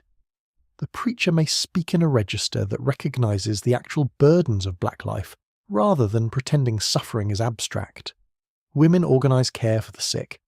Men and women together build institutions, raise funds, and maintain the space. Children learn hymns and biblical lessons, but also how to belong to a people with purpose. The church is not merely a building, it is a social world, even outside of formal worship. Sunday has chores waiting, or clothes do not mend themselves because the Lord's Day has begun. Gardens need tending if they are to produce the extra food a household depends on. Buckets must be filled, floors swept, shoes repaired, hair braided, a baby bathed. A pot prepared for Monday before Monday has had the decency to arrive. Enslaved people allowed small plots, often use Sundays to work them, raising vegetables or other goods that could supplement rations or be sold. Free families similarly use the day to manage all the neglected practicalities of the week. Rest, then, often means freedom from one kind of command rather than freedom from effort itself. Visiting is another important feature of the day. Family members separated by distance may try to meet if travel is possible. Friends share a meal. Courting couples carve out precious time in the shade of a tree, on a porch, at a church path, or beside a yard fence while younger siblings pretend not to notice and absolutely notice. Elders tell stories. Women trade household advice. Men discuss wages, weather, rumours, and the price of things. Children, released from stricter routines, race in little packs across open ground until someone yells at them to mind the dust. There can be joy here. Real joy. Not grand, not untouched by hardship, but deep enough to steady the heart. A fine song, a shared joke, a long conversation, the taste of better food than usual, clean clothes against the skin, a child asleep on your lap while voices murmur nearby, the shade of late afternoon. These things do not erase the larger reality. They simply remind you that human life is more than the labour regime assigned to it, and yet Sunday can sharpen sorrow too. Seeing loved ones briefly may intensify the pain of being separated again. Sitting in worship may bring tears long postponed. News exchanged after service may include sale, death, debt, arrest, sickness, or disappearance. For free black communities in 1850, the Fugitive Slave Act has made many even more watchful. Sunday gatherings might include concern for neighbours at risk, for fugitives moving quietly, or for community members threatened by kidnappers and hostile officials. Sacred time lives beside public danger. As evening approaches, the atmosphere shifts once more. The light softens. The road home grows quiet. Children drag with sleep. Sunday clothes are folded away carefully if there is reason to preserve them. Pots are set for morning. Hair is wrapped. Water is left where it can be reached before dawn. The body, which had hoped perhaps for restoration, now feels a more familiar heaviness. You got a little relief. Perhaps. You got prayer, company, song, perhaps a better meal, perhaps a few hours of being seen by people who knew your worth. But full rest remains elusive. That is the truth of Sunday in 1850 for black Americans. It is holy for many, useful for all, and restful only in pieces. It carries worship and washing, fellowship and fatigue, dignity and surveillance, comfort and unease. It is the day when the soul may rise even while the body remains overdrawn. And maybe that is why it matters so much, because in a world where labour presses on every hour it can claim, a day that allows even partial recovery, even guarded joy, even one full hymn sung from the chest becomes more than a pause. It becomes a small protected country inside the weak. When you step into the city in 1850, the first thing you notice is that the work sounds different. The countryside has wind, insects, tool strikes, and the long open spaces of fields. The city has wheels on stone, hooves clattering, vendors calling, doors slamming, hammers ringing, gulls over the harbour, and voices piling over one another until the whole place seems to breathe in bursts. The labour black Americans perform here is no lighter than rural work. It is simply packed closer together, harder to hide, and often shaped by a relentless choreography of public movement. You wake in a room that may be smaller than a plantation cabin, but no less crowded.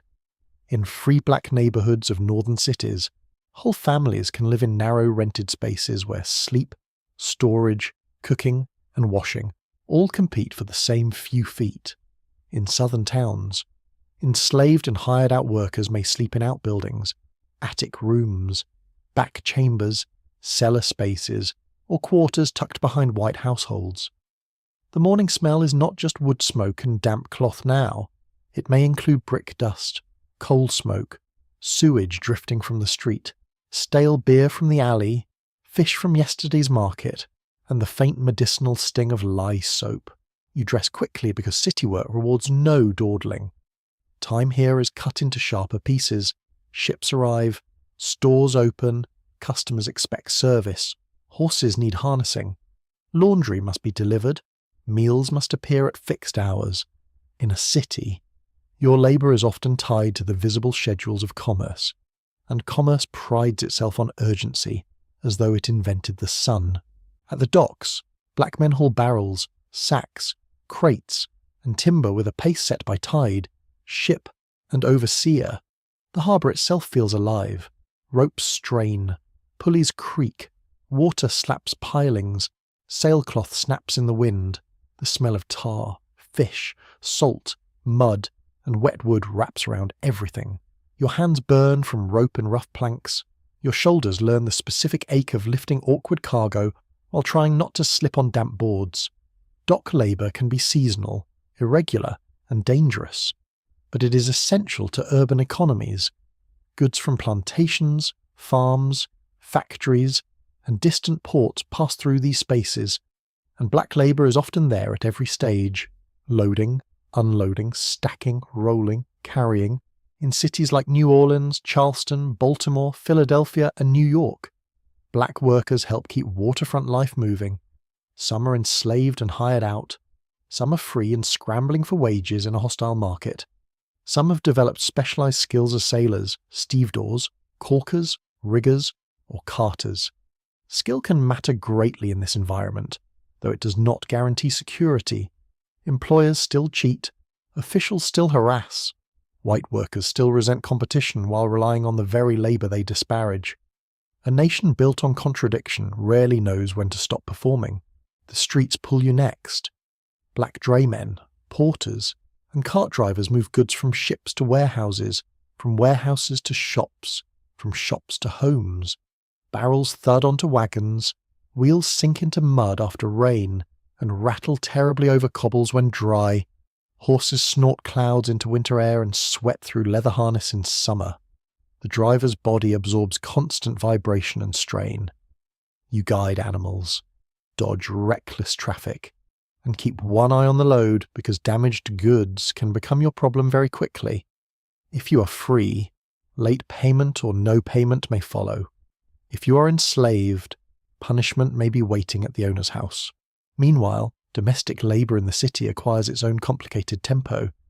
Black women work as cooks, maids, laundresses, nursemaids, seamstresses, housekeepers, and market women, often moving between cramped service spaces and the polished front rooms of white households. You feel the contrast under your feet.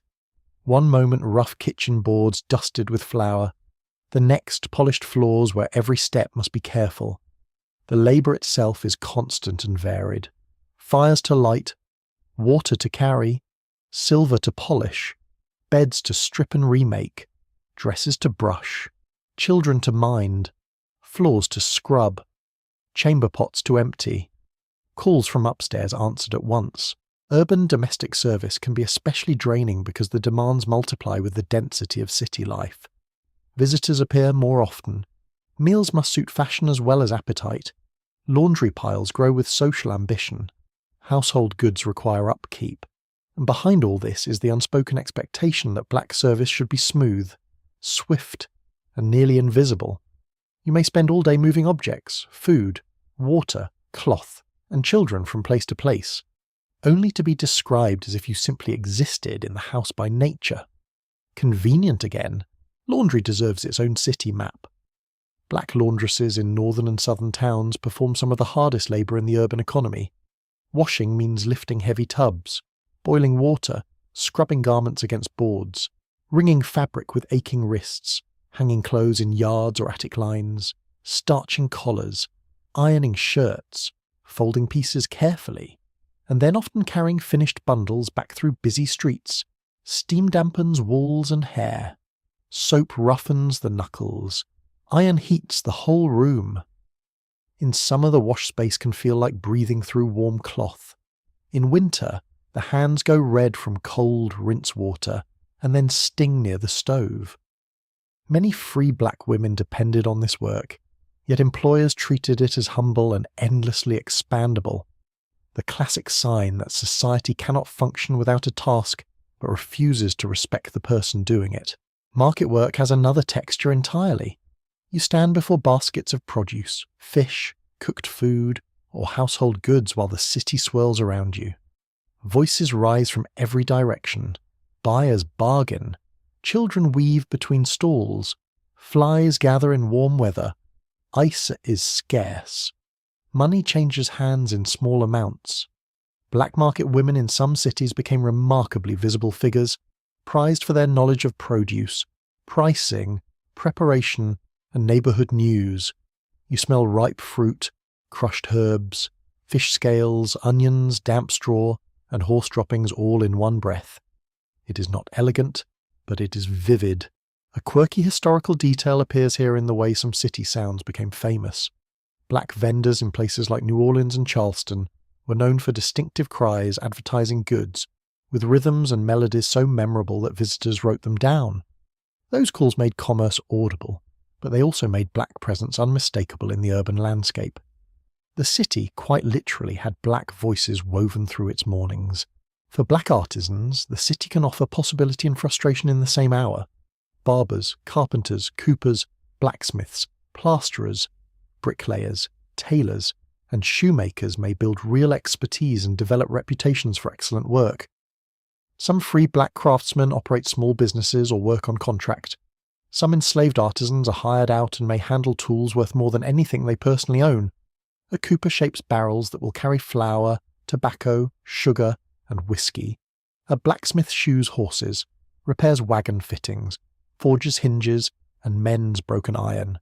A carpenter frames buildings, lays floors, and repairs roofs. Each trade has a specific sound and smell. Sawdust, hot metal, tanned leather, glue, pitch, wet mortar. Yet white laws, guild practices, and informal racial barriers often block advancement, limit apprenticeships, and keep black skill profitable for others before it becomes secure for the worker. Service jobs in hotels, taverns, rail depots, and steamboats also draw black labour, especially in larger cities and transport hubs. You carry trunks, clean rooms, brush coats, serve meals, shine boots, and anticipate travellers' needs. This work is intensely performative. Politeness must be quick and convincing. The body must stay in motion without looking flustered. The smile may be required even when the guest is insulting. Tips can supplement wages, but dependence on tips also gives strangers more power over your mood, speech, and posture. It is difficult to rest when your income depends on making other people feel important. Northern cities often get remembered as freer spaces, and in one legal sense they are for many black residents. But freedom in Philadelphia or New York does not protect you from slum housing, exclusion from many skilled trades, segregated schools, public insults, mob violence, and police suspicion. The city may hold black churches, schools, benevolent societies, newspapers, and abolition networks, all of which are powerful and real. Yet it also holds employers who pay less because they can, landlords who crowd people into the poor conditions, and neighbours who resent your presence while benefiting from your service. Freedom here is not a soft chair. It is more like a narrow standing place in a storm. Southern cities complicate the picture in a different direction. Enslaved people there may experience somewhat more movement through streets, markets, docks, and workshops than on isolated plantations. Yet that movement remains conditional and watched. Passes matter, curfews matter, patrols matter. Owners may allow hired-out workers to negotiate jobs or keep a small portion of earnings. But the fundamental claim over labour still belongs to the enslaver. Urban slavery can look looser from a distance. Up close, it is simply a different method of control. Historians still debate whether urban settings provided enslaved black people significantly greater chances to build independent networks, earn money, or resist daily authority than rural settings did.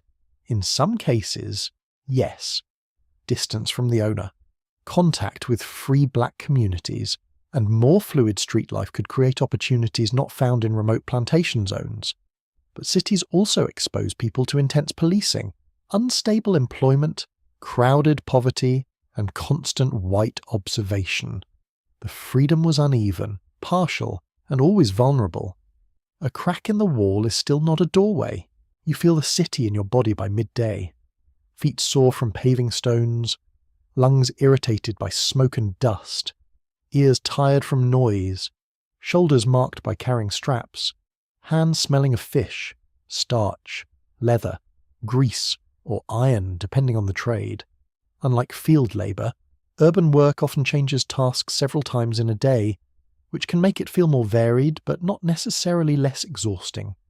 A laundress may scrub, boil, lift, iron, fold, and deliver all before evening.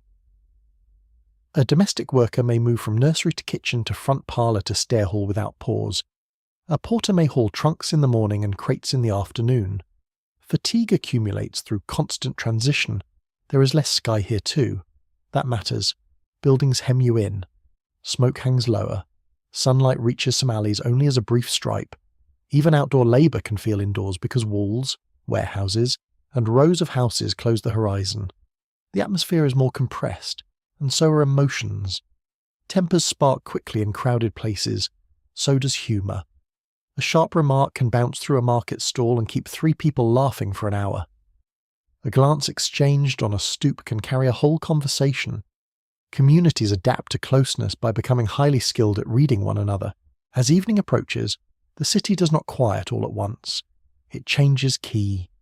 Taverns fill, lamps are lit, carts make final deliveries, steamboats whistle, church bells may ring, street sellers make one more attempt. The smell of cooked food thickens. Coal smoke darkens the air. Workers return home with day wages if they are lucky, with soreness always, and with the knowledge that tomorrow will rearrange the same burdens into slightly different patterns. That is what urban labour does for black Americans in 1850. It trades open fields for crowded streets. But it does not trade hardship for ease. It demands speed, adaptability, public performance, and constant awareness. It keeps the city fed, clothed, transported, cleaned, and connected while rarely granting the workers stable comfort in return. The skyline may look different from the plantation road, but beneath both lies the same hard truth. The nation runs on black labour whether the ground underfoot is mud or cobblestone. By the time night settles over 1850, you might expect hardship to have pressed all colour out of life. Yet this is often when another side of human endurance begins to show itself. Not grand rebellion with banners and speeches, though that existed in other forms. Something quieter, more local, more constant. You discover that survival is not only work and suffering, it is also wit, secrecy, rhythm, memory, and small acts of refusal woven carefully into ordinary hours. These are the things that keep a person from being flattened entirely. You hear it first in laughter, not loud careless laughter, because the world does not always permit that. Something quicker, sharper, a burst of amusement after a clever remark, a low chuckle over the stubbornness of a mule, the vanity of a master, the foolishness of a clerk, or the terrible cooking of somebody's cousin who swears the pot was to blame. Humour in this setting is not an escape from reality. It is a way of measuring it accurately without letting it dominate every corner of the mind. Gentle sarcasm becomes one of the great arts of the oppressed. A woman may praise a white mistress's fine taste while carefully implying the exact opposite through tone alone. A man may agree that the overseer is a genius by observing that he nearly found the right field this morning. Everyone within earshot understands, or almost everyone, which is the point. Under pressure, people become masters of the half-said thing, the side glance, the phrase that seems harmless until it lands in the right company. Language develops a second life where power cannot fully follow. Songs do similar work in fields, yards, churches, cabins, kitchens, and roads. Music helps order emotion when the world insists on disorder. A work song can set pace and lighten a task. A spiritual can hold sorrow and hope together without forcing either one to leave the room. A lullaby can calm a child and soothe the singer in the same breath. The sound matters physically. Hands move steadier. Breathing settles. The chest opens. The burden does not vanish, but it is carried differently. You listen as voices rise at evening. Maybe one person begins alone, low and unadorned. Another joins, then a few more.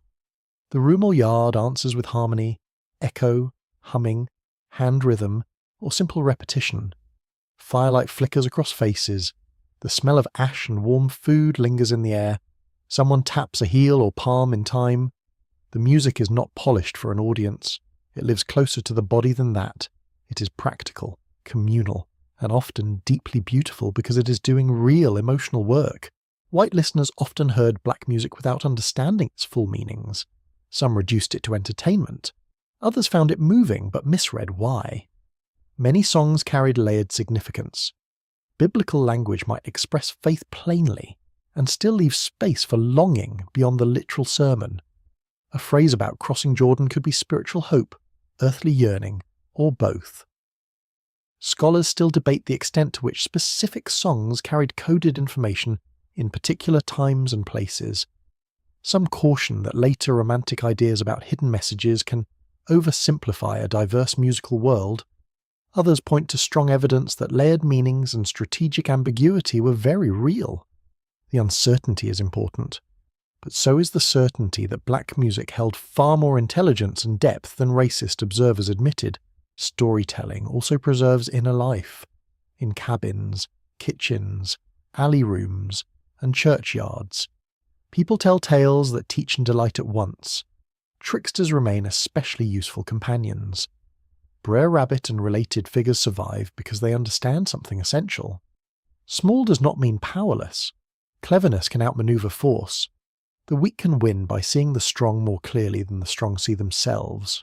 These stories are funny, but the humour carries instruction under the surface. Children laugh first. Wisdom arrives right behind it. Memory itself becomes a quiet form of defiance. Families pass down names, places, recipes, songs, prayers, and scraps of ancestry with care because systems of domination thrive on erasure.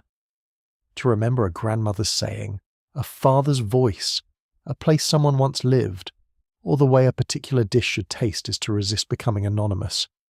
You can hear memory in conversation, who your people were, who had a strong singing voice, who could cure a cough with herbs, who once walked 30 miles to see a wife, who laughed at danger and who prayed through it. Such stories make a community thicker. They place individuals inside a living chain rather than a lonely struggle. Food can carry this kind of memory too, a seasoning choice, a way of frying fish, a method for cooking rice. Greens prepared slowly with care, cakes sold in town that draw on older habits mixed with available ingredients. The taste of something familiar can be deeply grounding when so much else is unstable. A pot on the fire is not just supper, it is continuity made edible. You also find defiance in personal style, a carefully tied head wrap, a distinctive way of braiding hair, a pressed collar, a scrap of bright cloth sewn where plain cloth was expected. None of these things overturn the system. That is not their job. Their power lies elsewhere. They help preserve selfhood in an environment designed to reduce people to labouring categories. Appearance becomes a small language of dignity, creativity, and belonging. A person can be poor, tired, and tightly constrained while still saying something with colour, texture, neatness, or flair. Religious practice often carries hidden strength in similar ways. Prayer meetings, formal or informal, offer comfort, but also moral language for judging the world. To say that justice belongs to God is not passive if earthly rulers claim godlike authority. To sing of deliverance is not empty if bondage structures daily life. Faith can help people endure, yes, but it can also help them name suffering clearly and refuse to call it natural. That matters. Then there are the small practical refusals that rarely look dramatic in records. Working a little slower when speed only enriches cruelty. Pretending not to understand an unreasonable command. Protecting a child from the full force of bad news. Hiding food. Keeping a private garden. Teaching someone to read in secret. Passing along information. Visiting a loved one despite distance. Holding a wedding rite when the law refuses to honour the bond.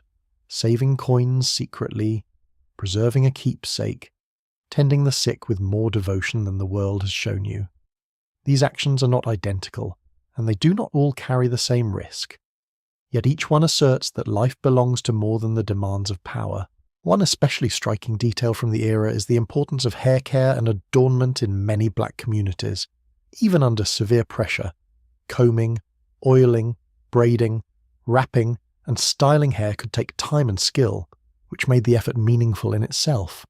Hair care created moments of touch, conversation, advice, and beauty. A woman working through another person's hair by lamplight might also be sharing gossip, warning, prayer, or comfort. What looks from a distance like grooming is often community work. The secret keeping of communities deserves attention too. Under slavery especially, not everything could be spoken plainly. Who planned to visit whom? Who was learning letters? Who might need help? Who had hidden a little food? Who had news from another plantation? Silence and selective disclosure became crucial arts. Trust did not extend equally to everyone, because it could not. Some people talked too freely. Some were pressured into informing. Some were simply careless. So you learn to read character and to guard information carefully, passing it only where it can do good without multiplying danger. Historians still debate how often everyday resistance meaningfully disrupted the machinery of slavery and racial control. Some emphasize that slowdowns, feigned illness, sabotage, theft, secrecy, and cultural persistence all mattered because they reduced efficiency, undermined authority, and protected humanity. Others warn that these acts should not be overstated into victories they could not fully become under such overwhelming power. Both perspectives deserve respect. Daily defiance did not free most people, but neither was it meaningless. It preserved interior ground that domination always tried and failed to occupy completely. You notice how these practices change the emotional weather of a room. A song settles nerves. A joke relieves tension. A story gathers children close. A prayer steadies grief. A shared secret creates trust. A well-cooked dish turns an evening from bare survival into fellowship. Even a game can help. Children clapping rhythms, adults playing simple card or counting games were allowed. Someone carving a toy, someone teaching a rhyme. The hours feel different when they are inhabited rather than merely endured. There is also the quiet courage of helping one another materially. A neighbour lends soap. Someone shares onions from a garden. An elder watches children while a mother takes in washing. A man repairs another man's broken handle. A woman nurses a sick neighbour when everyone is already tired. Free black mutual aid in towns and cities can become organised through churches and benevolent societies, with collections for funerals, sickness, widowhood, and emergency support. Enslaved communities do similar work less formally, because formal structures are harder to maintain under surveillance. Either way, the principle is clear. People survive together or not at all. None of this should be romanticized.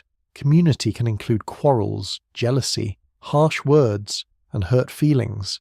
Secrets can fail. Jokes can wound. Songs can end while the hardship remains. But the persistence of these practices matters because they reveal an extraordinary discipline of spirit.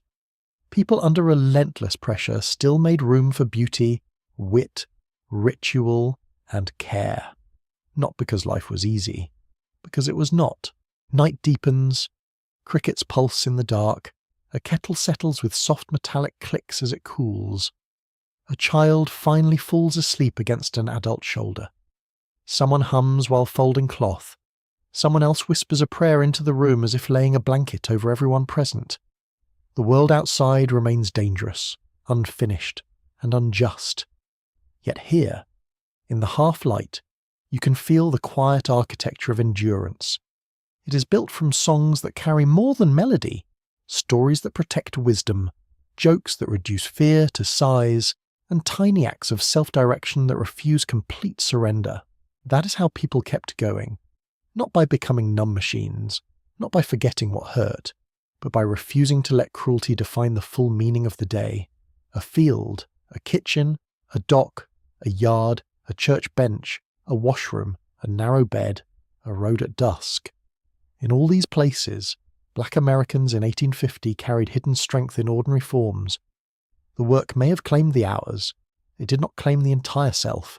As the years gather around 1851, truth presses itself into every ordinary day. Labour is never just labour when law is standing over it. For black Americans, the work of living is shaped by rules, papers, courts, patrols, sales, permits, and threats that can rearrange a life without warning.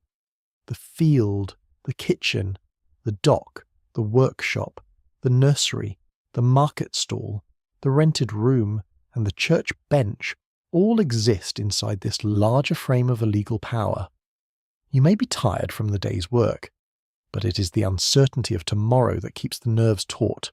If you are enslaved, the law does not recognize your claim to your own body, your wages, your marriage, or your children in the way it recognizes white property claims. You can feel the coldness of that reality in the very language people use. Assets, value, soundness, prime hand, good breeder, likely boy, capable woman. The words sound commercial because they are commercial. Human life is translated into market categories, and once translated it can be moved, priced, mortgaged, inherited, seized, or sold. It is difficult to rest fully when your entire existence has been written into somebody else's balance sheet. Sales are the bluntest reminder. They may happen because a planter is in debt, because an estate is divided, because a master dies, because crops fail, because a gambler loses, because someone wants cash, because someone is angry, because the expansion of slavery into new regions makes bodies profitable in another place. The reason can be enormous or petty. The consequence is the same. Families are split, marriages are ignored, children are carried away, familiar roads vanish. A person may be standing in one county this month and another state the next, sent south or west into a landscape where even the trees look unfamiliar. The domestic slave trade is one of the great engines of this uncertainty. By 1850, traders have spent decades moving enslaved people from the Upper South into the cotton and sugar regions of the Deep South. Coffles on roads, groups marched in chains, people shipped by boat, auction houses in towns and cities, pens that hold the living like inventory. The movement is systematic, profitable, and devastating. You hear about it in scraps of news, in whispered dread, in the silence that falls when a stranger arrives asking questions. People know what sale can mean long before it touches their own yard directly. The fear of sale affects family life at every level. A mother watches her children with extra intensity because she knows closeness can be interrupted by someone else's decision. A husband measures every conversation with the owner for signs of trouble. An older child listens harder when adults lower their voices. Even joy takes place under this knowledge. Weddings, births, naming, courting, and ordinary evenings all carry a hidden condition. Enjoy this now, because ownership papers care nothing for your plans. Auctions are public enough to humiliate and private enough to scar in ways the record rarely captures. You stand on a block or in a yard while strangers inspect teeth, limbs, posture, skin, age, and skill. Questions are asked as if your life were a mule purchase with slightly more paperwork. Hands may touch your arm, your shoulder, your jaw. A child may cling to a mother and be pried away for separate pricing. The sounds of such places must have been dreadful in their ordinariness. Low voices bargaining, shoes on boards, a pen scratching figures, a cough, a child crying, the terrible normal tone of business. Some owners use the threat of sale as punishment without carrying it out immediately. That threat alone could shape behaviour. It did not need to be credible every time. It only had to remain possible. A woman who resists abuse, a man who speaks too boldly, a teenager considered troublesome, a family member of someone who has run away. Anyone could be told that separation waits just beyond the next disobedience. Fear becomes an administrative tool. Even those who are free are not beyond legal peril. In the North and South alike, Black Americans live under a patchwork of discriminatory laws that constrain testimony, voting, schooling, mobility, assembly, and employment. Some states require registration papers, some require bonds, some restrict immigration of free black people from other states. Many refuse equal legal protection. A free black person can be cheated and have little recourse, assaulted and disbelieved, kidnapped and forced south into slavery if proper documentation cannot be produced quickly enough, or if white authorities simply choose not to care. The Fugitive Slave Act of 1850 deepens this terror dramatically. The law strengthens the power of slaveholders and federal commissioners to pursue alleged fugitives, denies many accused people the protections of a jury trial, and punishes those who aid escape. For free black communities, especially in the North, this means everyday life becomes more anxious. A man walking to work in Philadelphia, New York, Boston, or Cincinnati may now feel the law reaching farther into his path. Papers matter more, witnesses matter more. White strangers may matter far too much. Even those born free know that accusation can travel faster than truth. The atmosphere this creates is hard to overstate. Streets do not look different. Shops still open. Ferries still run. Children still play in alleys. Yet underneath, there is fresh tension. Meetings are held. Vigilance committees organize. Black churches and anti-slavery networks quietly discuss warning systems, safe routes, legal aid, and emergency response. You feel it when a stranger lingers too long. You feel it when somebody asks too many questions. You feel it when a known face fails to arrive home on time. A striking detail from the era is how often kidnapping cases involved ordinary urban spaces. A person might be seized on a street corner, lured by false employment, taken from a dock, or dragged into a wagon. The line between legal rendition and criminal abduction could blur terribly when officials were prejudiced, records incomplete, and profit available. Imagine walking through the city knowing that the law might not protect you from the illegal because the legal has already accepted too much injustice. Patrols and policing in the South shape daily life in another way. Slave patrols, local militias, constables, and ordinary white citizens all participate in monitoring black movement. Passes may be demanded, curfews enforced, gatherings broken up. Anyone out of place can be questioned. Roads at night are especially charged. A simple walk to see a spouse, visit kin, carry news, or return from an errand can become dangerous if the wrong person decides your presence requires correction. The law is not just in the courthouse.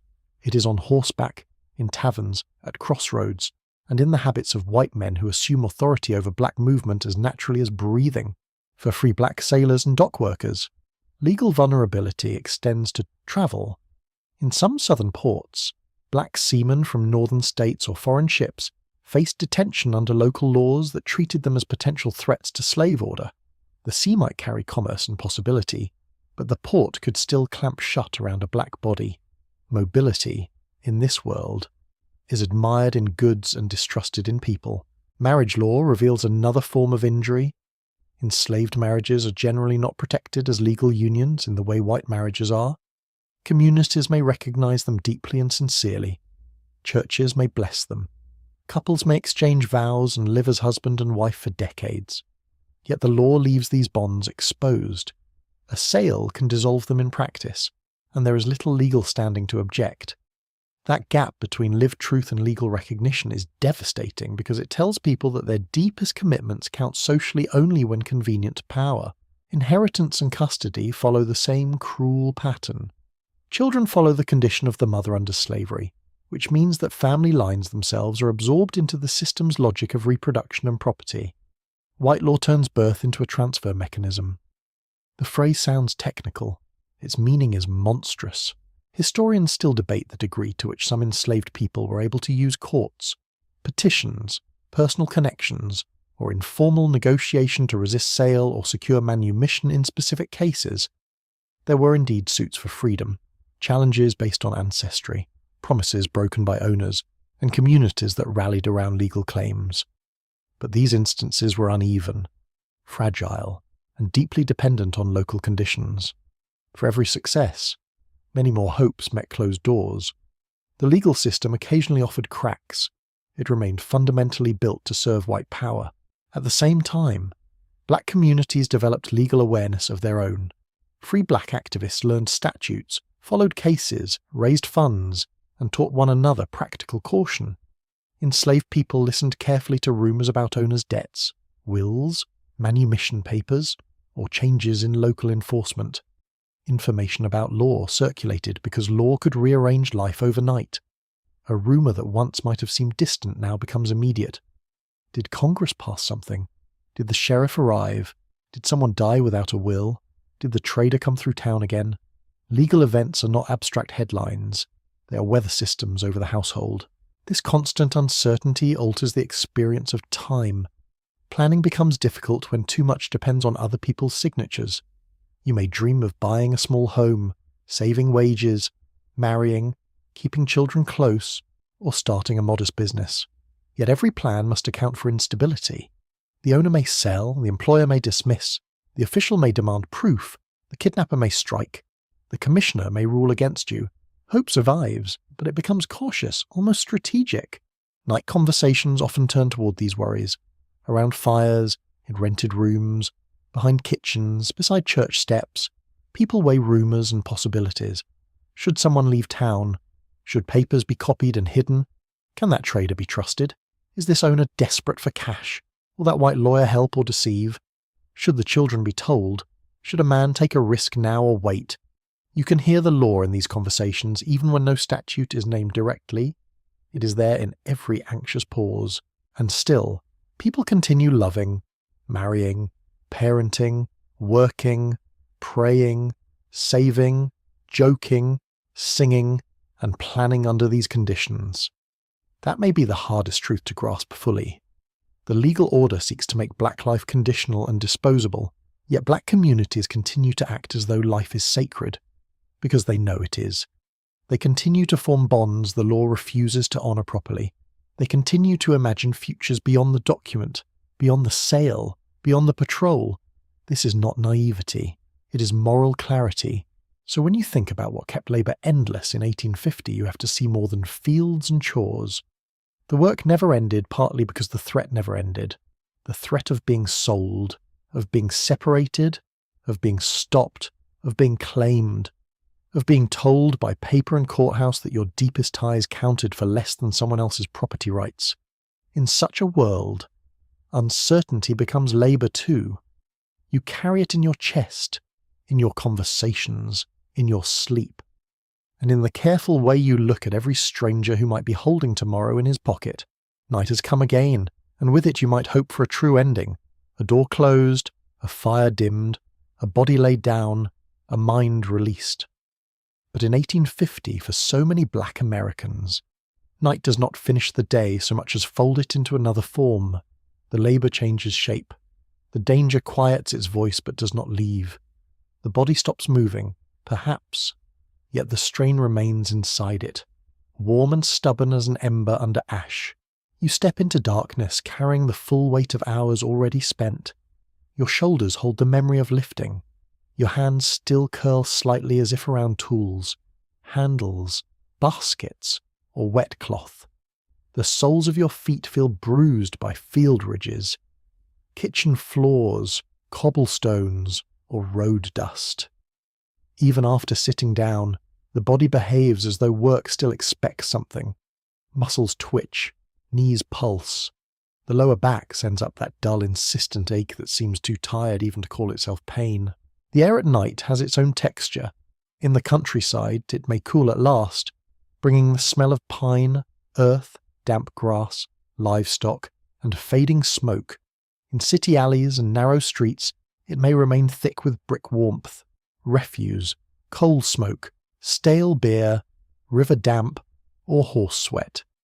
Crickets begin in one place and are answered from another. A cart rattles past later than it should. Somewhere a baby cries.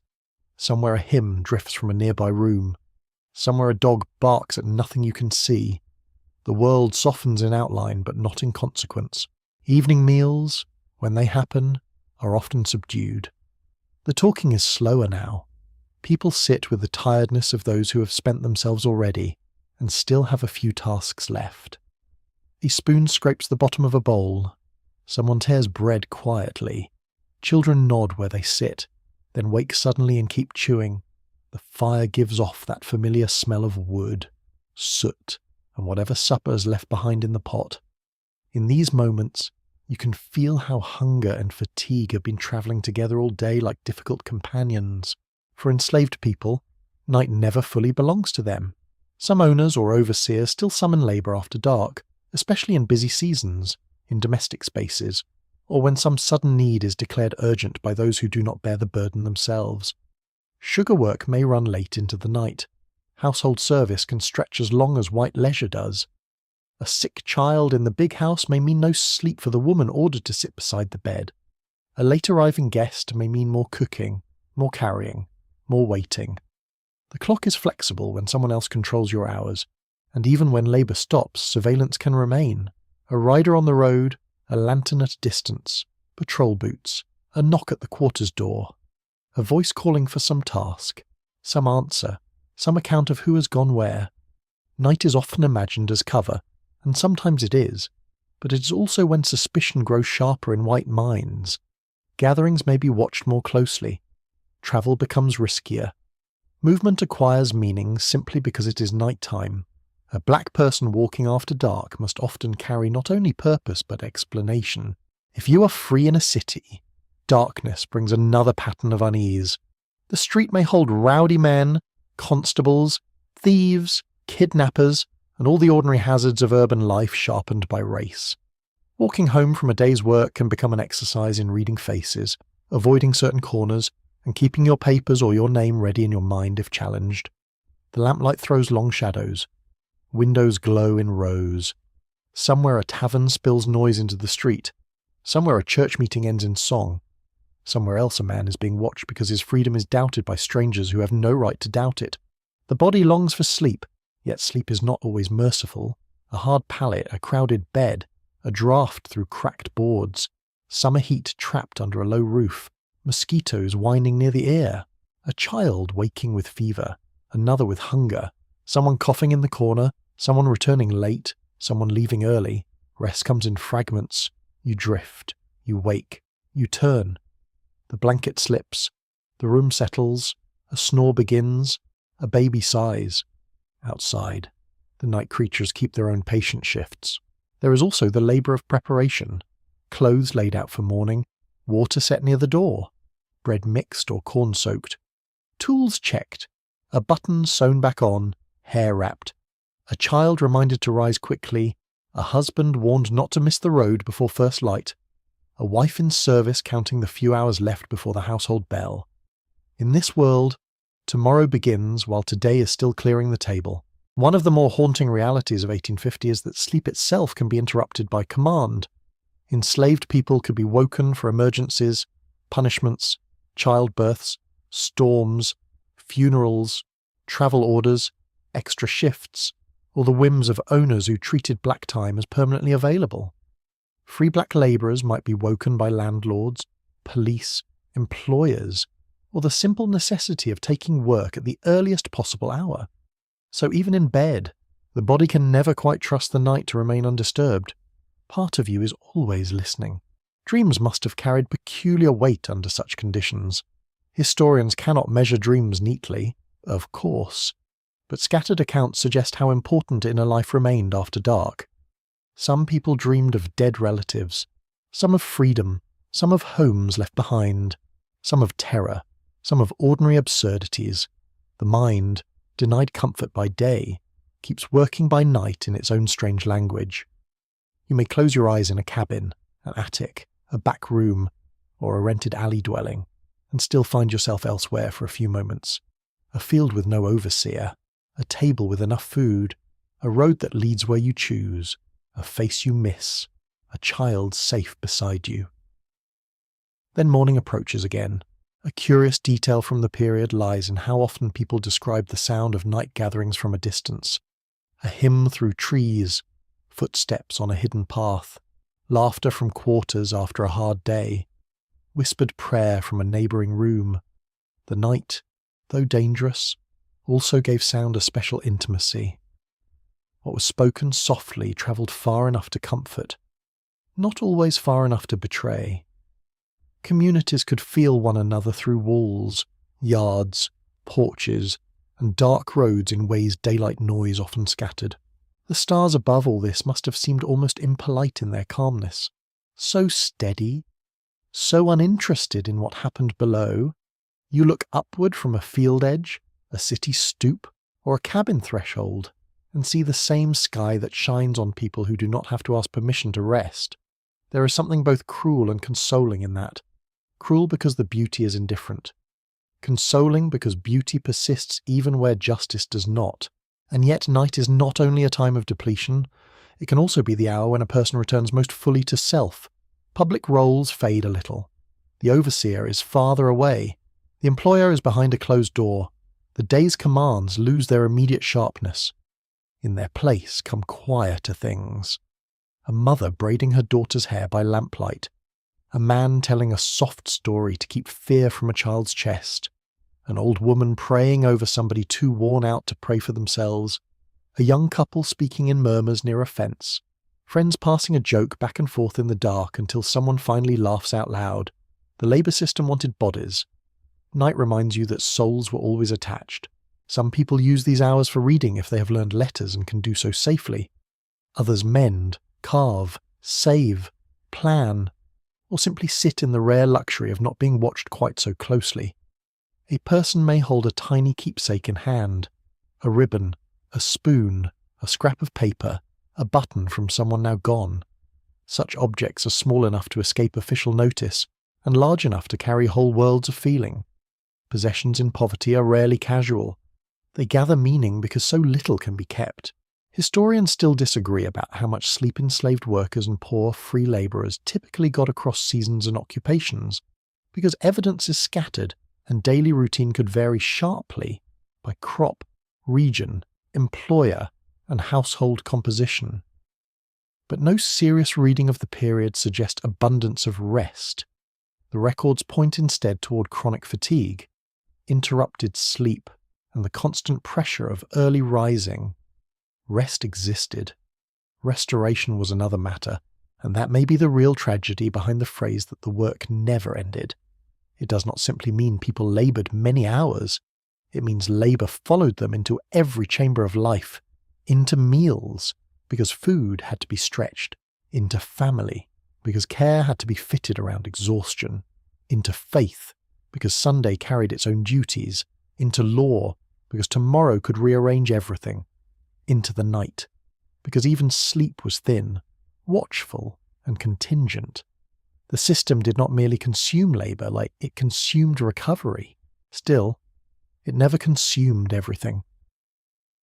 There remained the hand laid gently on a child's back, the hymn hummed under the breath, the joke shared in darkness, the careful wrapping of hair, the saving of one crust for someone smaller. The look exchanged between tired adults who know exactly what the other has endured without needing it explained. These things are easy for history to overlook because they leave fewer ledgers behind. Yet they are essential. They are how dignity survives when comfort does not. The room grows quieter now. The fire has fallen into a red glow.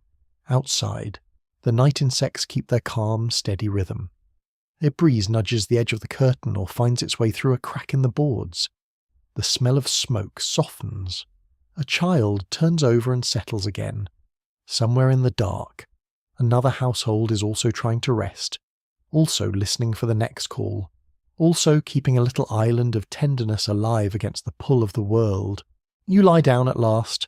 The pallet is still hard, the blanket still thin, the worries still close, but you feel the strange dignity of having made it through one more day that asked too much and gave too little. Your body eases downward. The boards hold. The dark gathers kindly where daylight did not. Your breath lengthens. The sounds around you spread farther apart. One by one, the sharper thoughts begin to lose their edges, and now let the night loosen. Just a little. Let the field fade into shadow, the street into hush, the kitchen fire into a soft glow behind closed eyes. Let the tools grow still where they have been set down, and let the wash-water cool, and the dock ropes rest against wood, and the road lie empty beneath a patient sky. Let the names of the weary drift through the dark with gentleness rather than demand. Let mothers and fathers, daughters and sons, elders and infants, free and enslaved, all settle for a moment into a silence the world did not often grant them. Picture the cabins quiet under the trees. Picture narrow city rooms easing into sleep. Picture the last lamp dimming. Picture a child's breathing evening out against a tired shoulder. Picture the stars above fields, above rivers, above alleys, and church roofs and market squares, shining without hurry. The long day has finally thinned into softness. The voices are lower now. The footsteps have stopped. The prayers have been whispered. Even sorrow has grown calm around the edges. So you rest here for a while in this dim and tender hour, where history is no longer noise and burden but a distant murmur under the crickets and the cooling air. The work may wait beyond dawn, the laws may remain, the griefs may linger, but not right now. Right now there is only darkness, breath, warmth, and the quiet nearness of sleep. Let it come slowly. Let it come kindly. Let the tired body sink. Let the tired mind unclench. Let the night hold what the day could not.